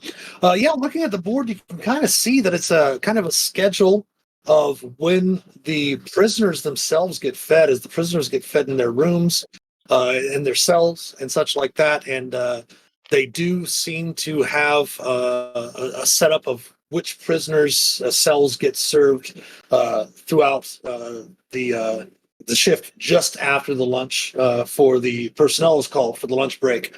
And you can see that there are signups there for people to deliver, along with the guards, for the cooks to deliver with the guards the meals to the different cells. Of course, they would be pushing a tray along with the guard to deliver the meals.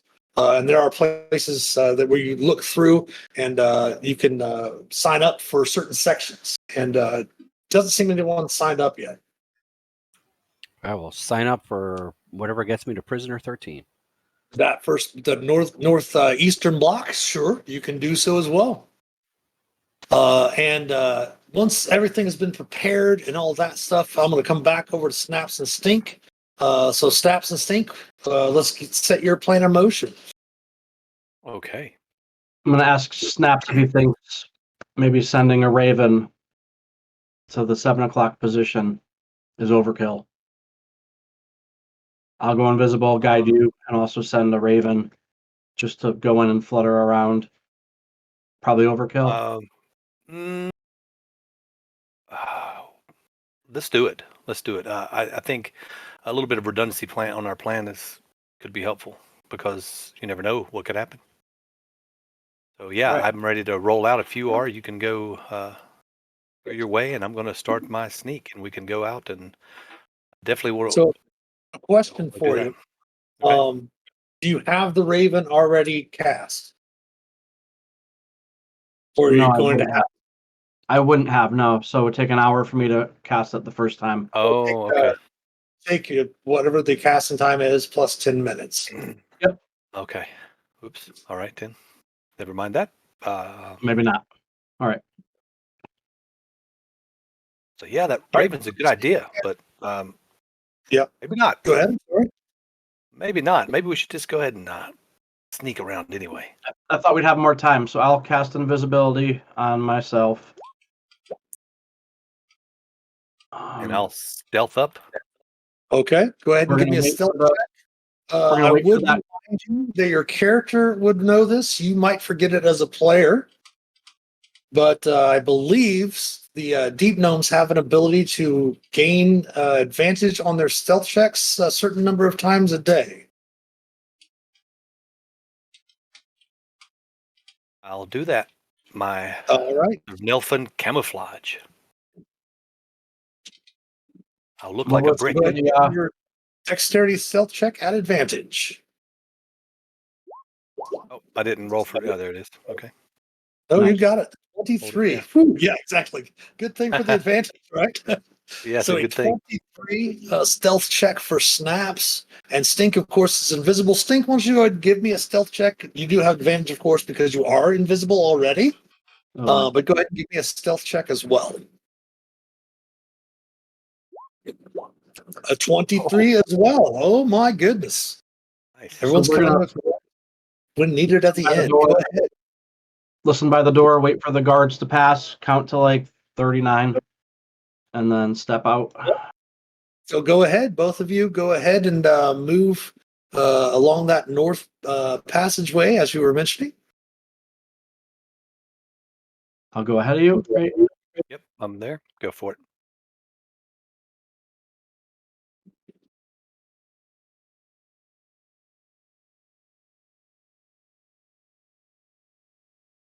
And I need to make a small little roll. Uh-oh. You're good. You do not encounter a patrol, as you still have not raised the suspicion level of the prison so far. Okay.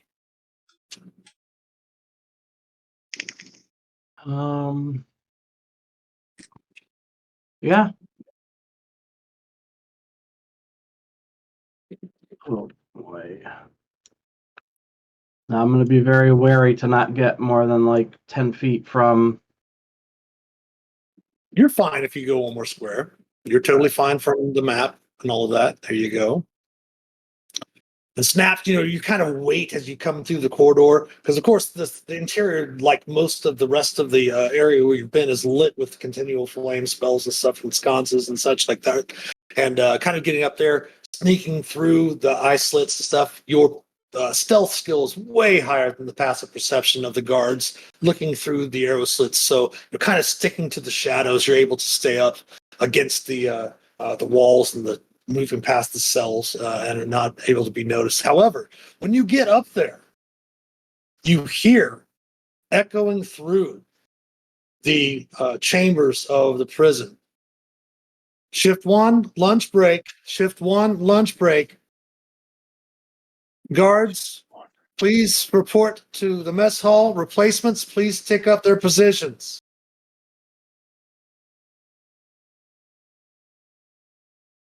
What are you going to do? I'm going to put my hand on Snaps and kind of guide him closer to the door of the cell and just whisper back that I'm going to keep an eye out. I'll give you a tap if I think you need to be concerned. All right. The floor is yours, counselor. So, as that happens, Reginald, you're up in the guard chamber, and the two guards in there. Of course, Thorn, you've went on a patrol since then, and coming back, they're like, "Oh, finally, lunch."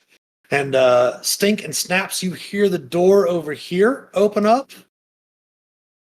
You hear the door down here open up, and you see guards starting to make their way down this hallway.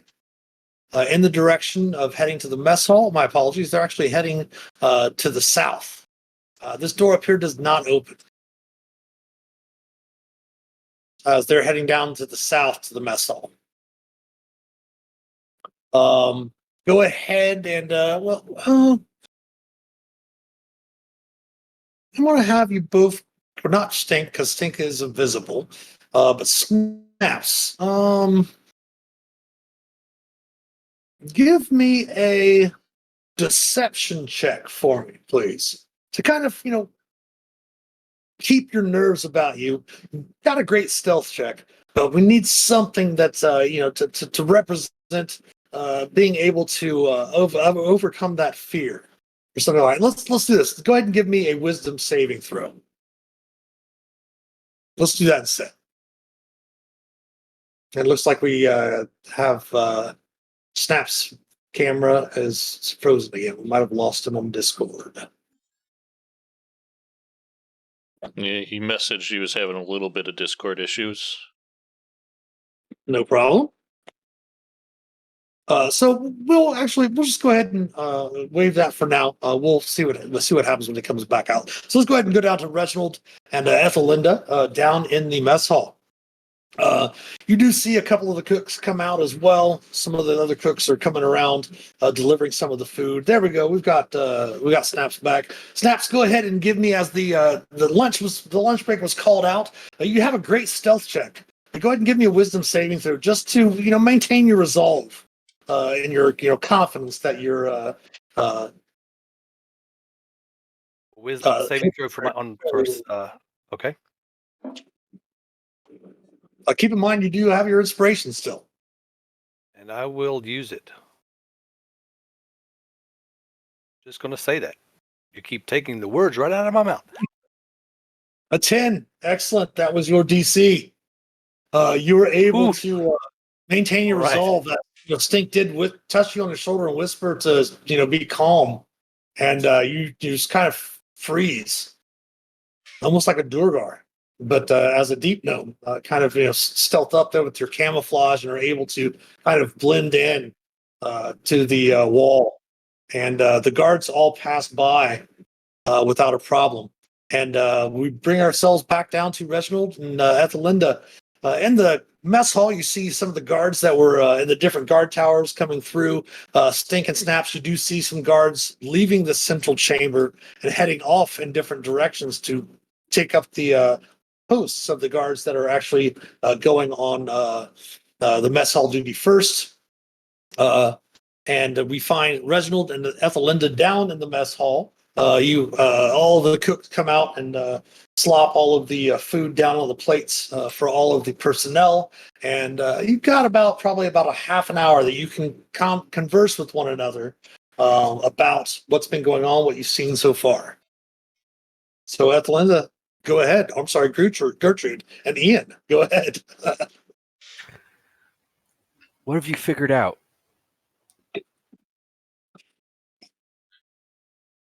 Oh, well, the guards travel in pairs of twos. I give them a rundown on the guard routes. And then give them a very abridged version of what is happening right now and information on the armory being a best possible out. Okay. How are things in the kitchen? Good. I've signed up to take the next meal to Prisoner 13, but I will be escorted by a guard. Is there any way we can make sure you are that guard? I can certainly look into it.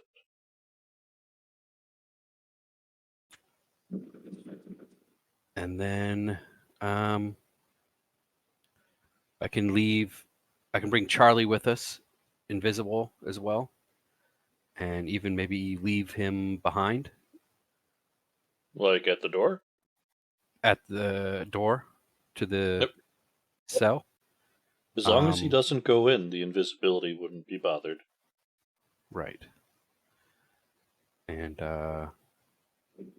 that way we can have communication sort of through him. And we still don't know if we'll need to break out Prisoner 13 or not. Well, Snaps and Stink are already looking into that, or hopefully should be looking into that. And once I go on break after my next round, I'm sure I will hear an update.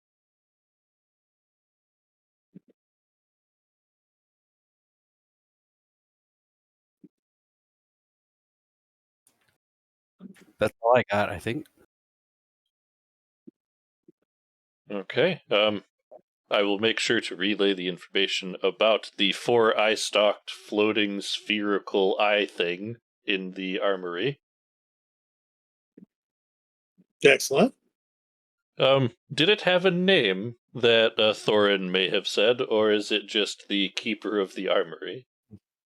It's just the keeper of the armor. He did not say if it had a name or not, I don't believe. I can double Don't give check it a for name. you. Bandersnatch. That always makes it harder. Bandersnatch. Bandersnatch. Snatch. Nice. Okay. When a dog go with Lewis Carroll.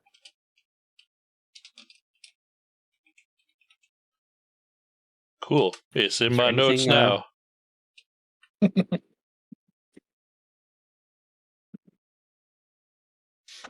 So finishing up your meals. We're going to go ahead while you're finishing up your meals and your conversation. But go ahead, Reginald, if you have something else. Sure. I heard word of a random door unlocking. Have you heard anything of that here in the kitchens? I assumed it was one of you messing around, so I played it off and said maybe the place was haunted.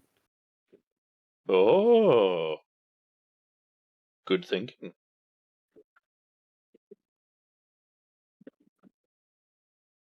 All right, And so of course, Reginald, if any guards come by, I switch to the story of like, oh my god, it's so good to have real food again. The stuff on the ship messed me up, something fierce. you can easily talk with amongst yourselves here in the mess hall without rousing any suspicion whatsoever. So let's go ahead and you can continue your conversation. Of course, chit chatting a little bit, then talking when the guards pass without a problem. So while that's happening, let's go ahead and go back up to Stinks and Snaps. Stink and Snaps, I should say. The hubbub about all the guards kind of shifting around for the lunch break stopped, and you find yourself outside the cell of prisoner 13. Of course, the cell doors themselves are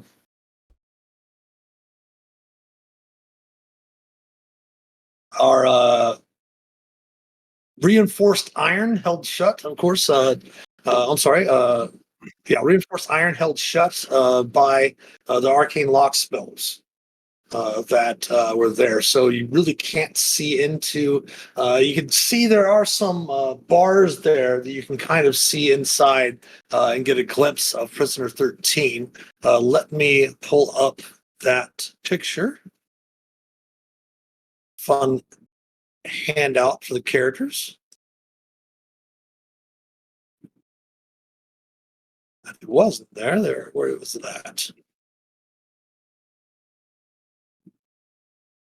We'll bring it up next time. But you can looking aside, kind of through the bars there, you do notice that the prisoner, as mentioned before by Varen, does seem to be a red-headed dwarf female. And you do notice that the cells, of course, around are enclosed with formidable steel bars and the reinforced iron as well. And you notice inside, bolted to the back wall of the cell, is a iron bunk beds with very thin mattresses. And you do notice that there's a waste bucket near the beds as well. Looking in, you can see that one second here. You see a tightly muscled dwarven woman. Kind of keeps her red hair cut fairly short. Her bronze skin is just covered in tattoos that stretch from her collarbone to her ankles. And she just seems to be kicking back on her on one of the bunks, just relaxing. It seems like.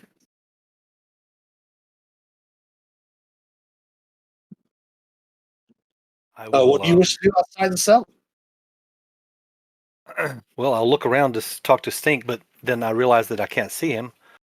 So I'll say, I'll just motion that I'm going to talk to the prisoner. I'll go make a little hand motion, and I'll say, "Oi, prisoner 13, what gives?" Are you speaking loudly with your stealth? I'm just whispering it inside there. Oi. Okay. Not loudly. Just as hopefully she'll be able to hear me, and that's all I say, just to see if I can get her attention. You do see her Speaking kind too of loudly. look up and kind of look out the cell a little bit, and you can see that her eyes aren't really inquisitive. She's just looking out, and she kind of steps up and looks about. Do you kind of reveal yourself to her?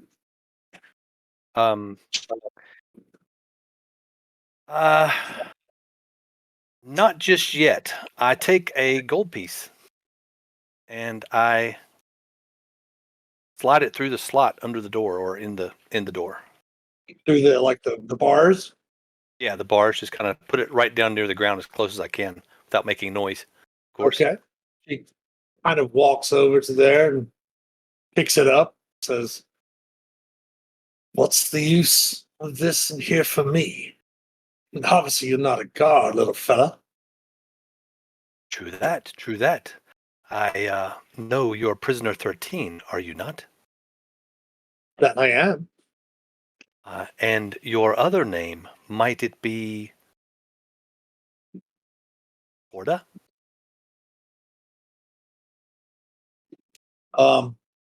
Your character would remember this, but Not to say it. you might have forgotten. Yes, since I we did did forget. have a in between. Yes, you're Not not to say her supposed. name. Yes, say your name. Okay. So I forgot that. My character would have remembered Yeah, not to your say her name. character would not. This has all been, one full experience for your character. Obviously, it's been a week since we last played, so your character would Yeah. remember that. Your player might not. Player would remember say, yes, Prisoner 13. You could get to more of that, and for your troubles when you get out of here, we seek information, and perhaps I could get you something else that could be helpful to you. As flattered as I am that you care, I'm afraid I must decline. I'm fine where I am, thanks. Indeed. Well, how long is your sentence? How long are you staying? Very long, I hope. Well, why is that? I've never heard of someone that didn't want to get out of the prison. Want to stay here? I have no problem standing here if you wish to converse. I'm not the one in danger of being captured. Ah, true that, true that. Well, I would like to make you an offer. But first, I would like to know what you would need. Is there anything that you require or anything that you would desire? Perhaps I Offer can for help you what? acquire it. What was that? She says, an offer for what? If for in exchange for information, what could I possibly get you?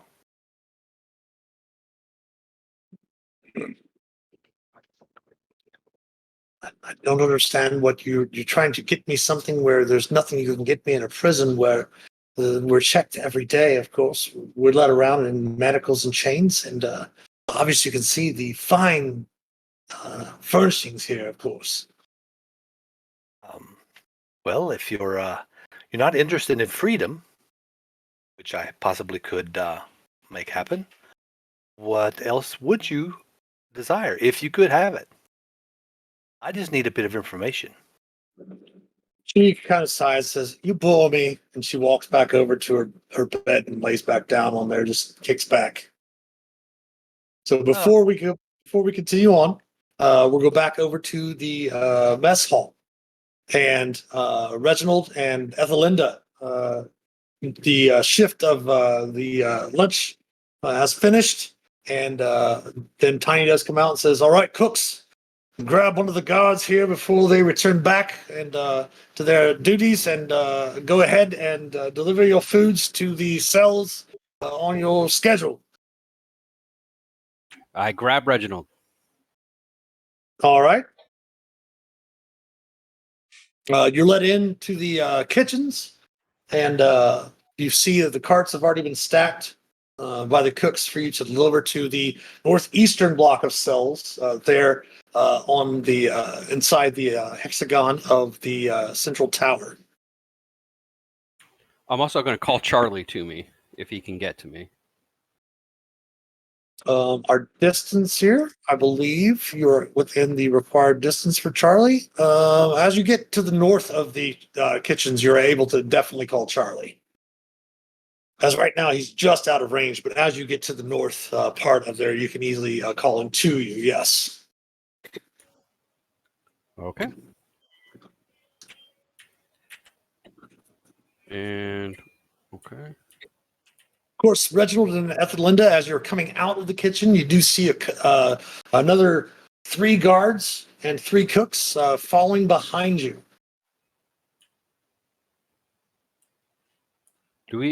Is this door open right here? No, this door's actually Oh, closed right now. I okay. apologize. There we go. Yeah. Okay. We're being followed by. Oh yeah, right. That makes sense. Okay. Yes, for the other 4 sections down here.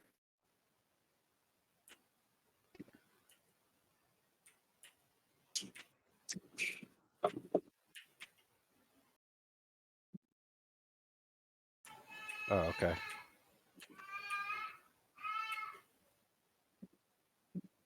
Oh. Charlie's up here too. Okay. Okay, we're all here? Yes, but Snaps, Oh. give me another stealth check. As you see two sets of the guards and cooks heading to the south. You see one set of guards, with a guard and a cook heading in this direction to head around to the northeast or northwestern cell blocks. Can I offer to help by standing in front of Snaps as they approach? Actually, you don't see Snaps because he kind of blends back into the wall area here, and the tray kind of not being there. So he rolled 20. Oh, okay. Well, dirty 20, but it's still a 20. So he's successfully hidden by the guard and the cook that passed by. And Charlie can tell you that both of these cells here are empty. Well, that's good to know. Nice. There was a Yeah. this cell here contained no one. This cell here contained a what appeared to be a human male, kind of just sitting back. He appeared to be maybe knitting. And you saw a rough-looking woman on the other bunk. She seemed to be sitting there eating, as you kind of seems to be eating the remains of what appears to be perhaps a potato. And you see a slumped body of an unconscious bugbear in the back by the waste bucket inside. Well done. Okay. Nice. Nice. But you've made it out and you're standing outside the door of prisoner 13's cell. Okay. So, where are we at? I'll whisper to Ethelinda that Snaps and I are here too. I'm invisible. Snaps is hiding. And she's a jerk. And she comes up to the door and reaches out for the plate for the tray of food. The bowl. So have I been? Yeah, I've been informed as to where we are as far as negotiating. Nothing so far with the prisoner because you just gotten here, and she does step forward. Stink had briefed you on the fact quickly, silently, or I should say invisibly. You could hear Stink's voice saying that Snaps had tried to talk to her, but she's a jerk, I guess is what he said. Yep. And she steps forward to accept the bowl from you.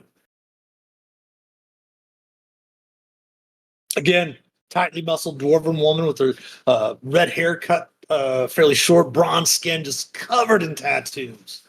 As she gets closer, you do happen to notice that down her left arm, you see a black and gray smoke and shadows kind of coil up and down her left arm, ending in runes on the fingers of her left hand. You see on her right arm purple and blue knotwork and runes run down her right arm across the back of her right hand and down the length of each finger.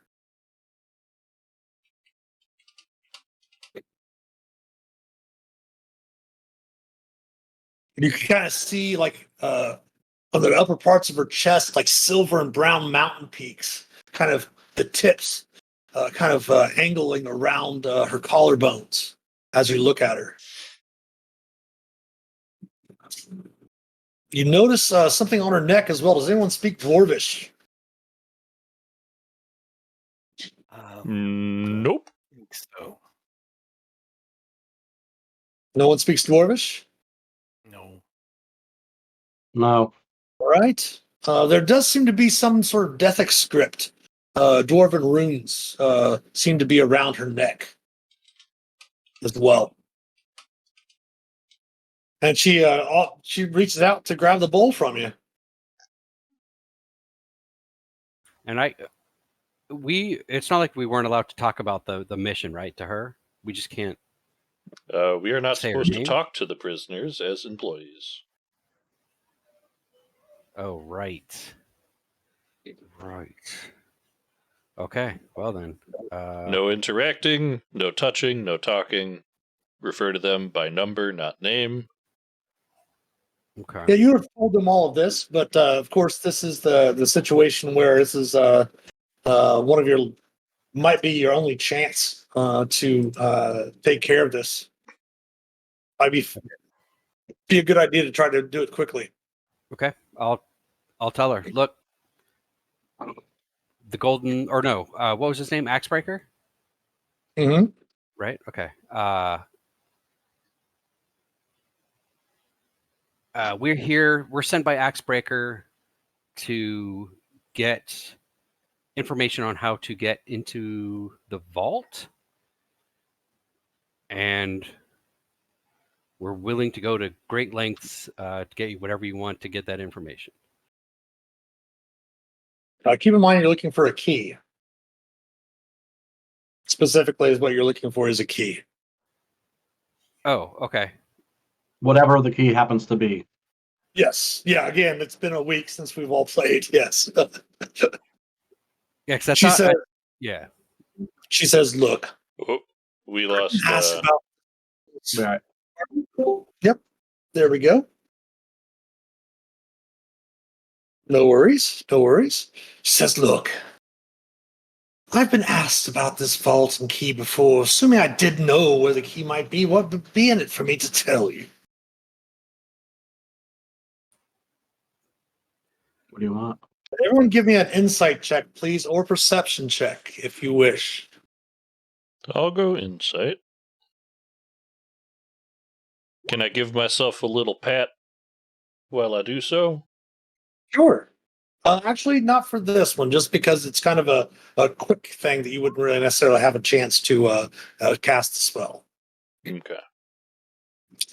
All right. So, snaps. As she's talking about the key, you notice that she is flexing her right hand and tracing a fingertip across that tattoo that's on her right hand when she mentions the key.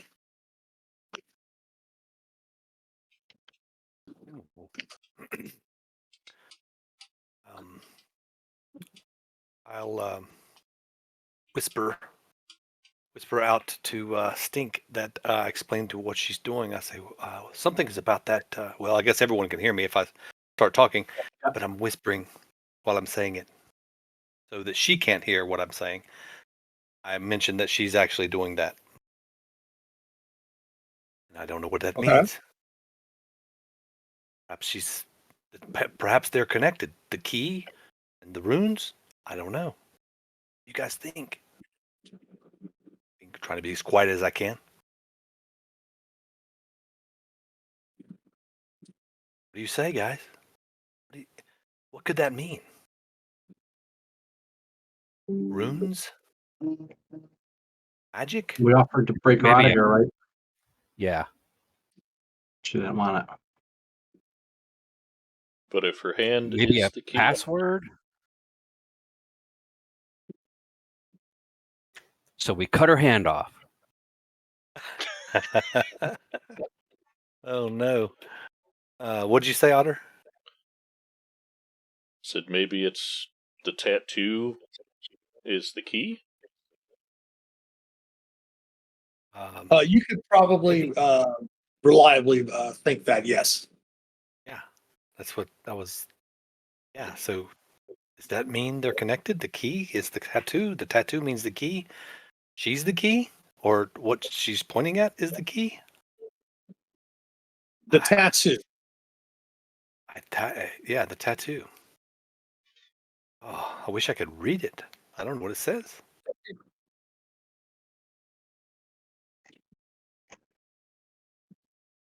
Um. How much time do we have? We better hurry.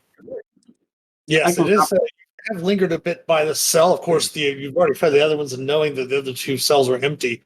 Everyone, do me a favor. Actually, you have minor illusion, do you not? Stinkfoot. I do. Give me an intelligence check to see if you can, or Arcana check to see if you can perhaps memorize it enough to replicate it with a minor illusion. I'm going to use my DM inspiration. Okay. Or disguise self, of course. Oh my gosh. Your DC was only 15, so a 22 definitely is enough that you believe that you could probably recreate that image. We just have to confirm that is, in fact, the key.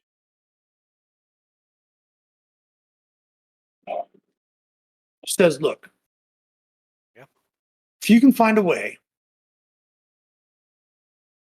to get a ledger from the warden's office, it contains all the names, crimes, and prison numbers of everyone ever incarcerated here at Revel's End. Bring me that list, and I'll see to it that you get your key.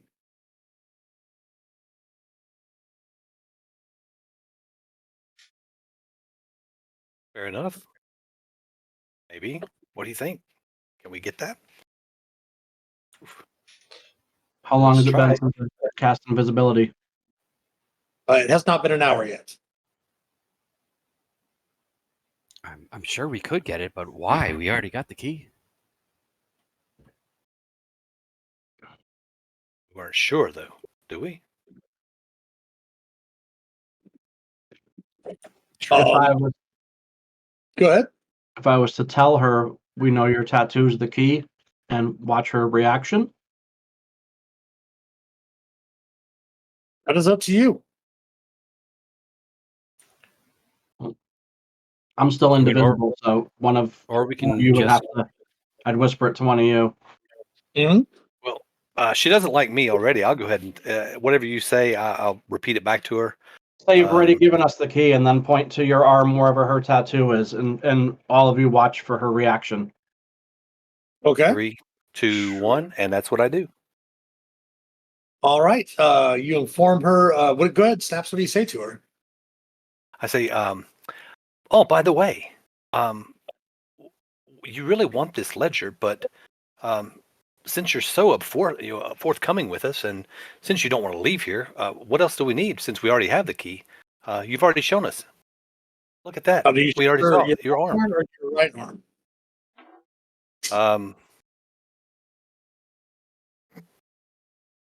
Your right arm. Okay. Everyone, give me a perception check or insight check. Either or. I will use my inspiration on this Okay. Ooh. one. Oof, neither one. You know what? Why not? I will also use mine. Nice. Yeah, Reggie and Snaps, you've got the key. Okay. Okay. Well, I will look to. Oh, it's messing me up so bad that we're names on top of names. I will look over to who I know as Ethelinda and nod and go, I guess we should bring this back to the kitchen. Gertrude, thank you. And just kind of look at Prisoner 13, dip my head, turn to Gertrude, say this, and walk away with Gertrude.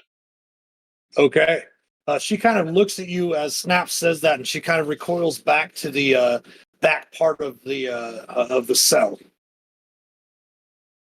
So you have the key now. You're able to recreate it with a either disguise self or a minor illusion. What are you going to do?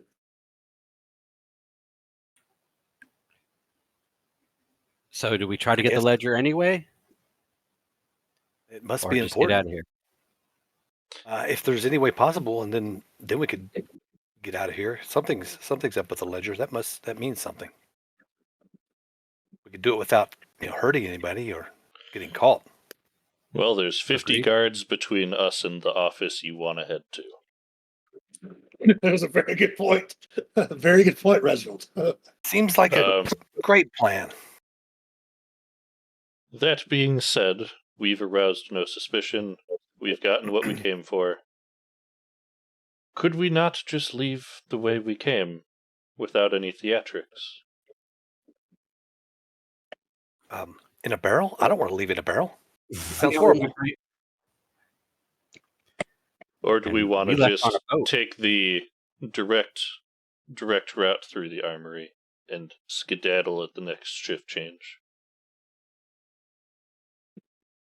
Might be the best course of action. Got the key. The ledger might be important, but that's probably something for her design. Probably, I don't know what she's got in there. Decisions. I don't know what we do, but we better hurry. Whatever it is, let's get out of here. Yeah, let's go back to the So, mess hall. decision is to go ahead and head out to the armory since you got your information. Do we want to maybe vote on it? Okay, let's vote. We could always Do boogie we- back to the storage room, so it's not such a pressing dire. Well, I know I would need a reason to be in the storage room. Your A stomach. reason what? If we were to try and sneak back to the storage room all together, Gertrude and Ian would need excuses to not be going back to their posts immediately. Okay. I could But be sure. having supplies, and you could be having stomach issues. But Well, I guess. What's the point of going back to the storeroom? That's just to hide. We need to either go to the armory or go up to the warden's office or try to get. If that's the vote, I vote armory. all right, armory. Armory. Okay. Okay. Charlie, what do Well- you say? The imp. Don't Charlie forget the votes imp. armory. Okay. All right. Go ahead, do Otter. we want to skedaddle now then? Just get the heck out before anything else happens? Yeah, I mean, if that's the route we're going to go, we haven't raised any suspicion. We've got what we came for. Got what we came for. If we're not going to We- try to get the ledger, let's just go. All right. So as Reginald enters into the room, the creature does not become suspicious, having already seen Ian coming into the room. Ethelinda is going to make a check for you, being that you're dressed and kind of looking like the person there. And it rolls a 3 on its investigation check and does not notice you. Stinkfoot, as you enter into the room, you are invisible, so it does not arouse any suspicion. Obviously, it does not arouse any suspicion from Charlie. And Snaps, give me one last stealth check, please. Okay. Stealth check. Ooh, a 19. So you are hidden. Nice. Okay. What do you wish to do? Of course, making my way towards the ladder, hidden. You do have a couple of options to consider here. Obviously, the creature is going to be suspicious of a cook following a guard up the stairs. Yeah, we need to distract it somehow. Or dispatch it. You have an invisible character that will have advantage on the first round, and a stealth character that will have an initiative, have advantage on the first round. Well, now that we know its name, I'd rather not kill it if we can get around it. But if we have to, If it makes you feel better, technically I haven't disclosed the name to everyone else. oh, that's true. That's true.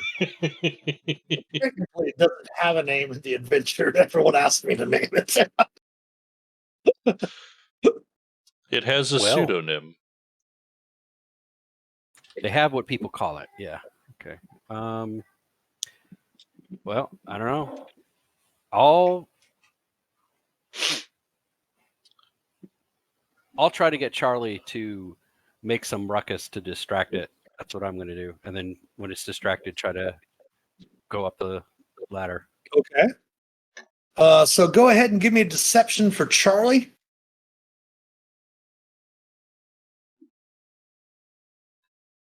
And we're going to do this for the spectator.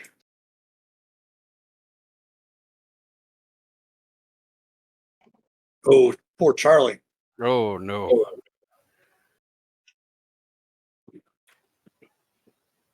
Well, it is what it is. As you do so, it kind of looks around with its multiple eye stalks and making your way over to the ladder. It doesn't like scream in alarm or anything like that, but it does automatically start looking about with its eyes, seeing the cook try to climb the ladder, and it does engage you. So let's all select your token and please roll initiative.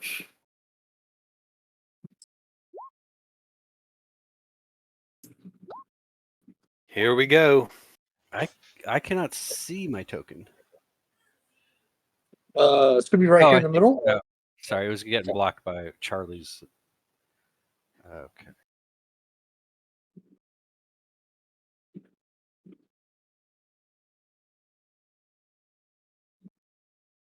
And of course, Charlie can go on your turn as Linda. Excellent. All right, we will sort that descending. The first to act is the spectator itself. It is going to, of course, Charlie did not attack it. He just tried to make a distraction so Charlie can still be invisible, which is not a problem. But on its turn, it is going to only see two people that it can see, which is Ethelinda and Reginald. So it will randomly cast one of these eye rays at each of you. So the first one at Ethelinda is going to be its fear ray. So Ethelinda, if you would, please go ahead and give me a DC 13 Wisdom saving throw. Ooh, that's the worst. All right. Oh, actually, not bad. So currently you are frightened of the creature for 1 minute. At the end of each of your turns, you may repeat this saving throw again. With disadvantage if the spectator is visible to you. And the next one is going at Reginald. It is going to shoot a wounding ray at Reginald. Yep. I So do need to wounding ray? update my AC for you. With the new guard armor, it is a 16 versus the 14. Sure. Yeah, this is not a roll to hit. This is a saving throw. So a DC 13 con save for you. Ooh-wee. That's a fail. Oof. So you take 7 points of necrotic damage. Okay. And that is its turn. It's actually going to move closer to the ladder. Actually, I want to move Ethelinda over here since you were going towards the ladder. Sure. So it's going to move over here right beside you, Ethelinda. Snaps, you are up. It still has not seen you with your stealth check. Its passive perception is fairly high, but not 20. Its passive perception is only 16. So you are stealth, so you have advantage on your first attack this round.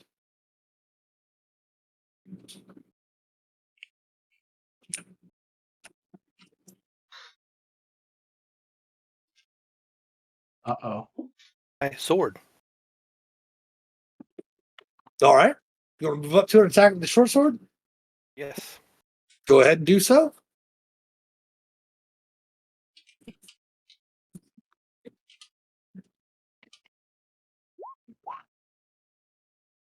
And with advantage, a 14 will hit on the numbers. Ooh. And can I make an offhand attack with my dagger? Well, Be an first go ahead and roll advantage. your damage with your sneak attack. Okay, thank you. Sorry. No worries. Oh. For 16 points of damage. Okay.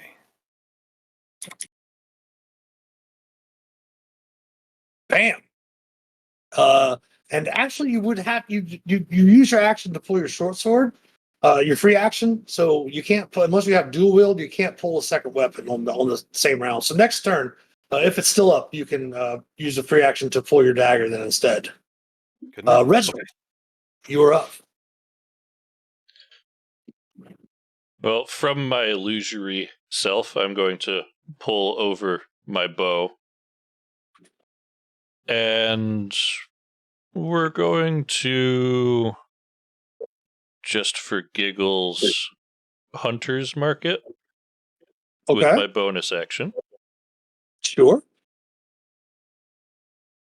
Oh, I thought that would post the spell, but oh well. And we're just going to attack with the bow. All right. Fire away. Does it No, hurt? he's not a full beholder, but just a spectator guarding an armory as they're trying to escape the prison. So A I 13 guess 13. barely miss, as the number is a 14. Okay. And that'll do it. All right. Any movement for you? I'm going to just kind of scoot a little further back here, Okay. just to kind of keep an ear at the door. Okay. Ooh. Suggestion from Ethelinda. Nice. All right. What is your suggested course of action? I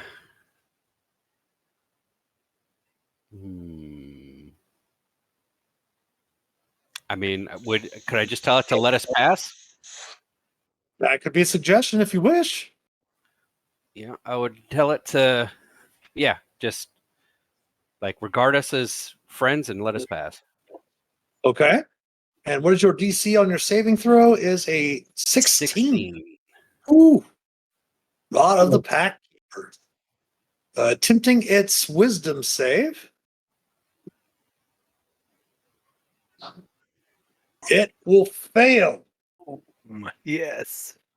It kind of blinks all of its eyes at you at once and kind of looks at you, and you see its gaping maw with its slathering tongue out of there from the handout earlier, and it kind of grins at you and smiles, and it just moves back over to the side to allow you to pass you out of combat. And we're still concentrating on that for up to 8 hours, Ethelinda. You can keep that creature locked up and not seeking to follow you. You and your companions, with the information well of the done. tattoo, being able that Stinkfoot can recreate it with a disguised self or with a minor illusion. You have the key, and you're able to get up to the roof. And with your companions both bringing their flying brooms with them up to the north, you're able to get onto their flying brooms.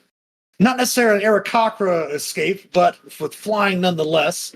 Are able to jump onto your flying brooms and fly off to the north to meet up with Varen's ship that is awaiting you just off the shore up into the sea of moving ice. Getting up there, of course, successfully delivering the key, Prison of 13's Keystone Tattoo. Varen's joy and relief crack his usually reserved exterior, and he sends his agents immediately to unlock the vaults in Gauntlgrim and find the lost Actbreaker treasure. It does take a couple of days to get all of the wealth out and back to Waterdeep, where your group originally met with Varen. And while much of the clan's stolen wealth has been spent, there's still a great fortune remaining. Of course, as a result of your success, it's not necessarily a story award, but it kind of is. Your characters will have advantage when you attempt charisma checks to interact with Axebreaker clan dwarves. So note that in your adventures logs. And of course, you did, I believe, negotiate. I think Ethelinda did to have 3%, correct, instead of 2% of the treasure.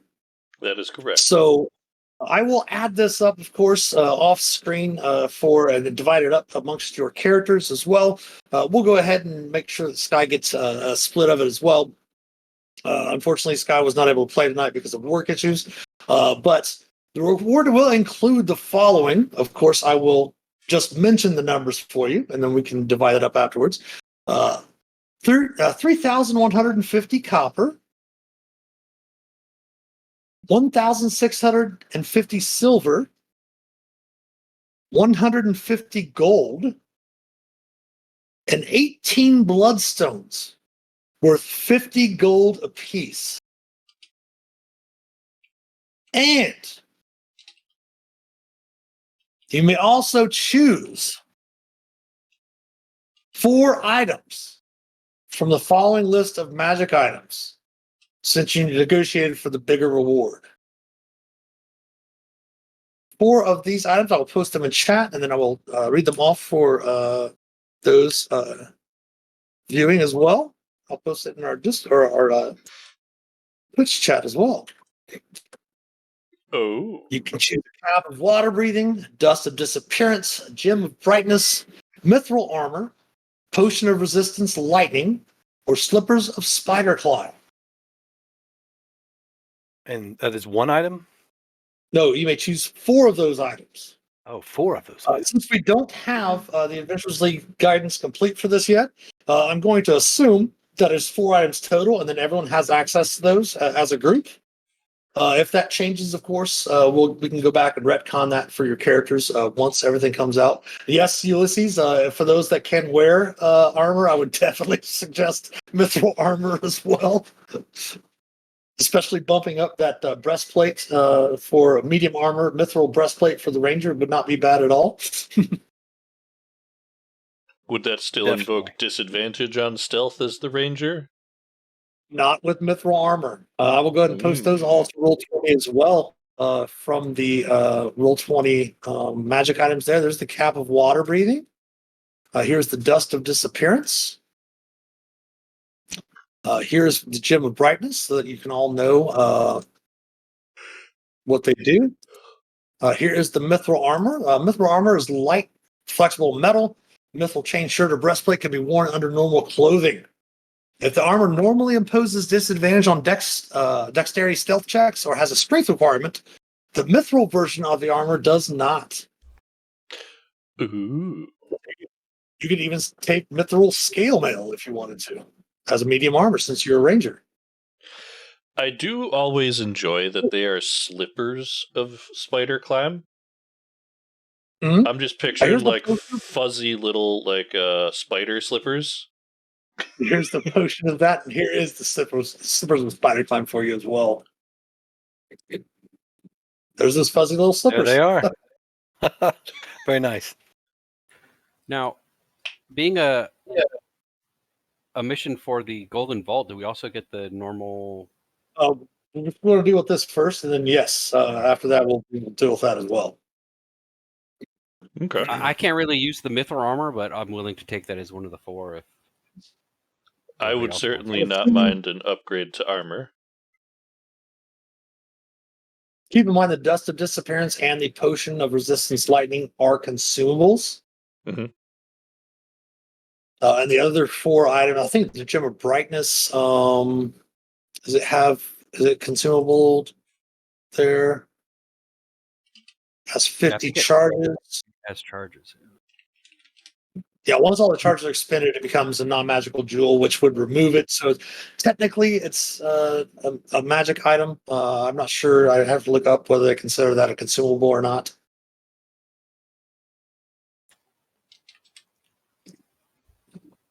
And so we together have to choose 4, or each of us can choose our own 4? Well, I was going to say for now, until the guidance comes out, I'm assuming right now that you would choose 4 together as a group. And then if the guidance comes out where you get to choose your own 4 from that, then of course we could go back through and retroactively change those. Sure. So I guess I'll start off by saying I would prefer to have an armor upgrade if that would be okay.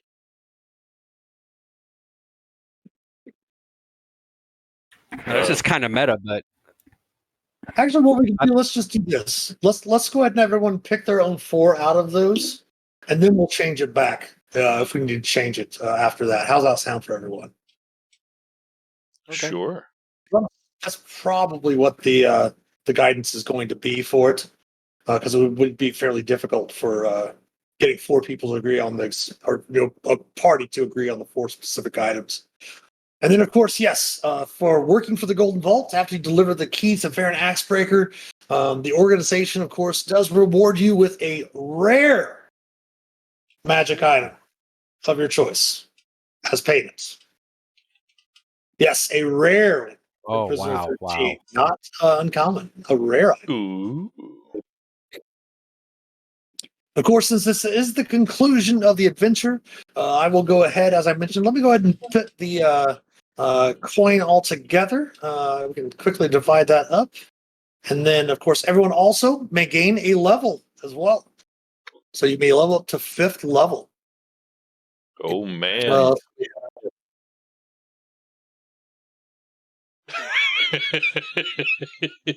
Ring of the Ram.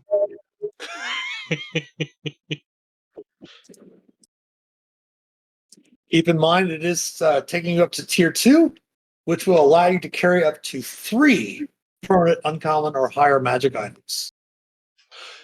That's really useful. I think I will take these 4. So the slippers, the dust. 1, 2, 3, 4. Yeah. Are we posting these somewhere, or we're just putting them in our? Yeah, I posted them there in chat. And I also opened all of the handouts in Roll20 for you. I think he's saying, do you want us to Post our choices. Pardon? These are the 4 I'm going to take. Just record them in your Adventurers League logs. If you'd like to post those to chat, to Twitch, feel free to do so. Okay. Sure. I'll let Twitch know.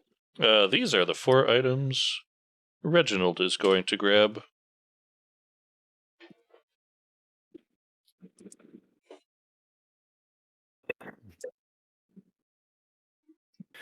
Well, Snaps would take the cap of water breathing, the slippers of spider climb, the possibly the gem, and I guess, of course, the mithril armor. You could take it and then use it or give it rid of it. I don't know, something. Between my ability to hop around good distances and spider climb slippers, that could make for some really entertaining shenanigans. Oh, wow. You know it. And everyone also receives, from all of the gold totaled up, it appears to be 250 gold apiece. Oh, nice. Okay. I lost a gold piece giving it to that. Give it to the prisoner. I mean, to be fair of that, I feel like we got the better end of that trade. I mean, you did kind of basically let her know specifically for that gold piece that you kind of got her. Got him. Yeah. Because you did discover that it was the tattoo and you were able to let her know. And you saw her recoil at the knowledge that you were able to kind of, and you were actually the one that also perceived, right, Snaps, that she was the one that was messing with her tattoo. Yeah. Yeah, you were the only one who had that insight check beat. Yeah. So technically you paid her 1 gold for the key versus having to get up into the warden's office. I'll take that as a win. No doubt. No doubt. That's the cheapest informant I've ever met.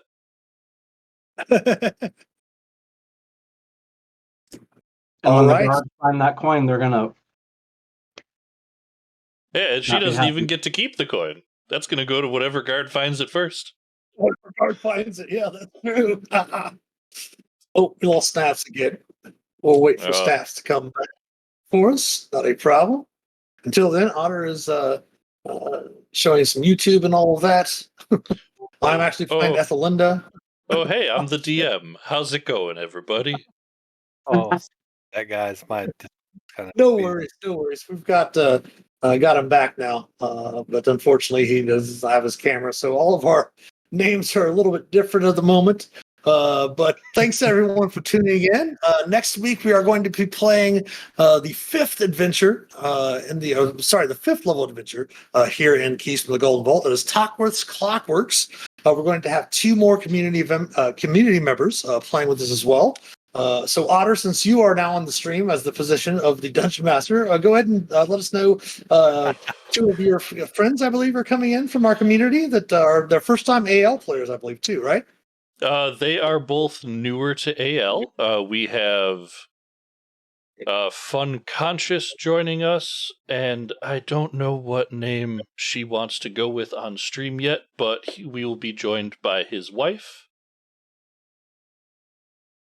They recently got into AL, going to Gen Con, actually, and have been having a lot of fun with it and thought they'd come try out with us.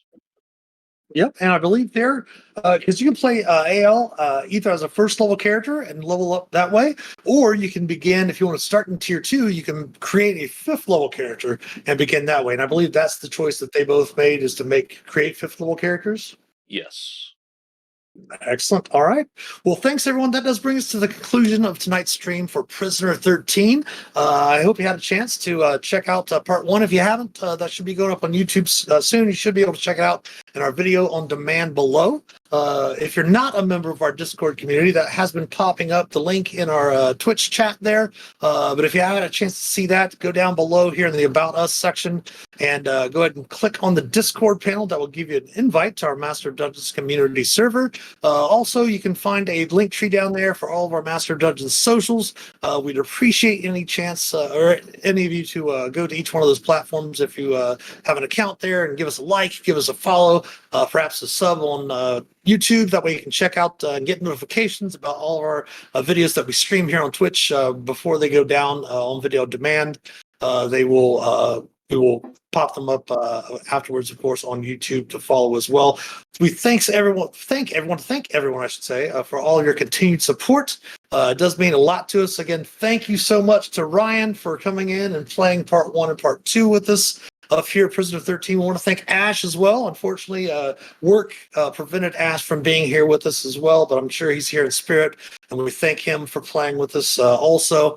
And we will, of course, be back on Tuesday for Dungeons and Deliberations. I'm going to be talking about adventure design, how to design an adventure as a dungeon master. Some of the ways, at least the way that I go through designing adventures. I'm not going to give specifics, but some of the ways that we're, presenting and designing the new Dreams of the Red Wizards adventures with myself and Cassandra McDonald as we've taken over as the story leads for this season. And of course, we'll be back on Wednesday with our Tavern Talks, The Shifty Poor. We are bringing back Belinda Baldwin this week.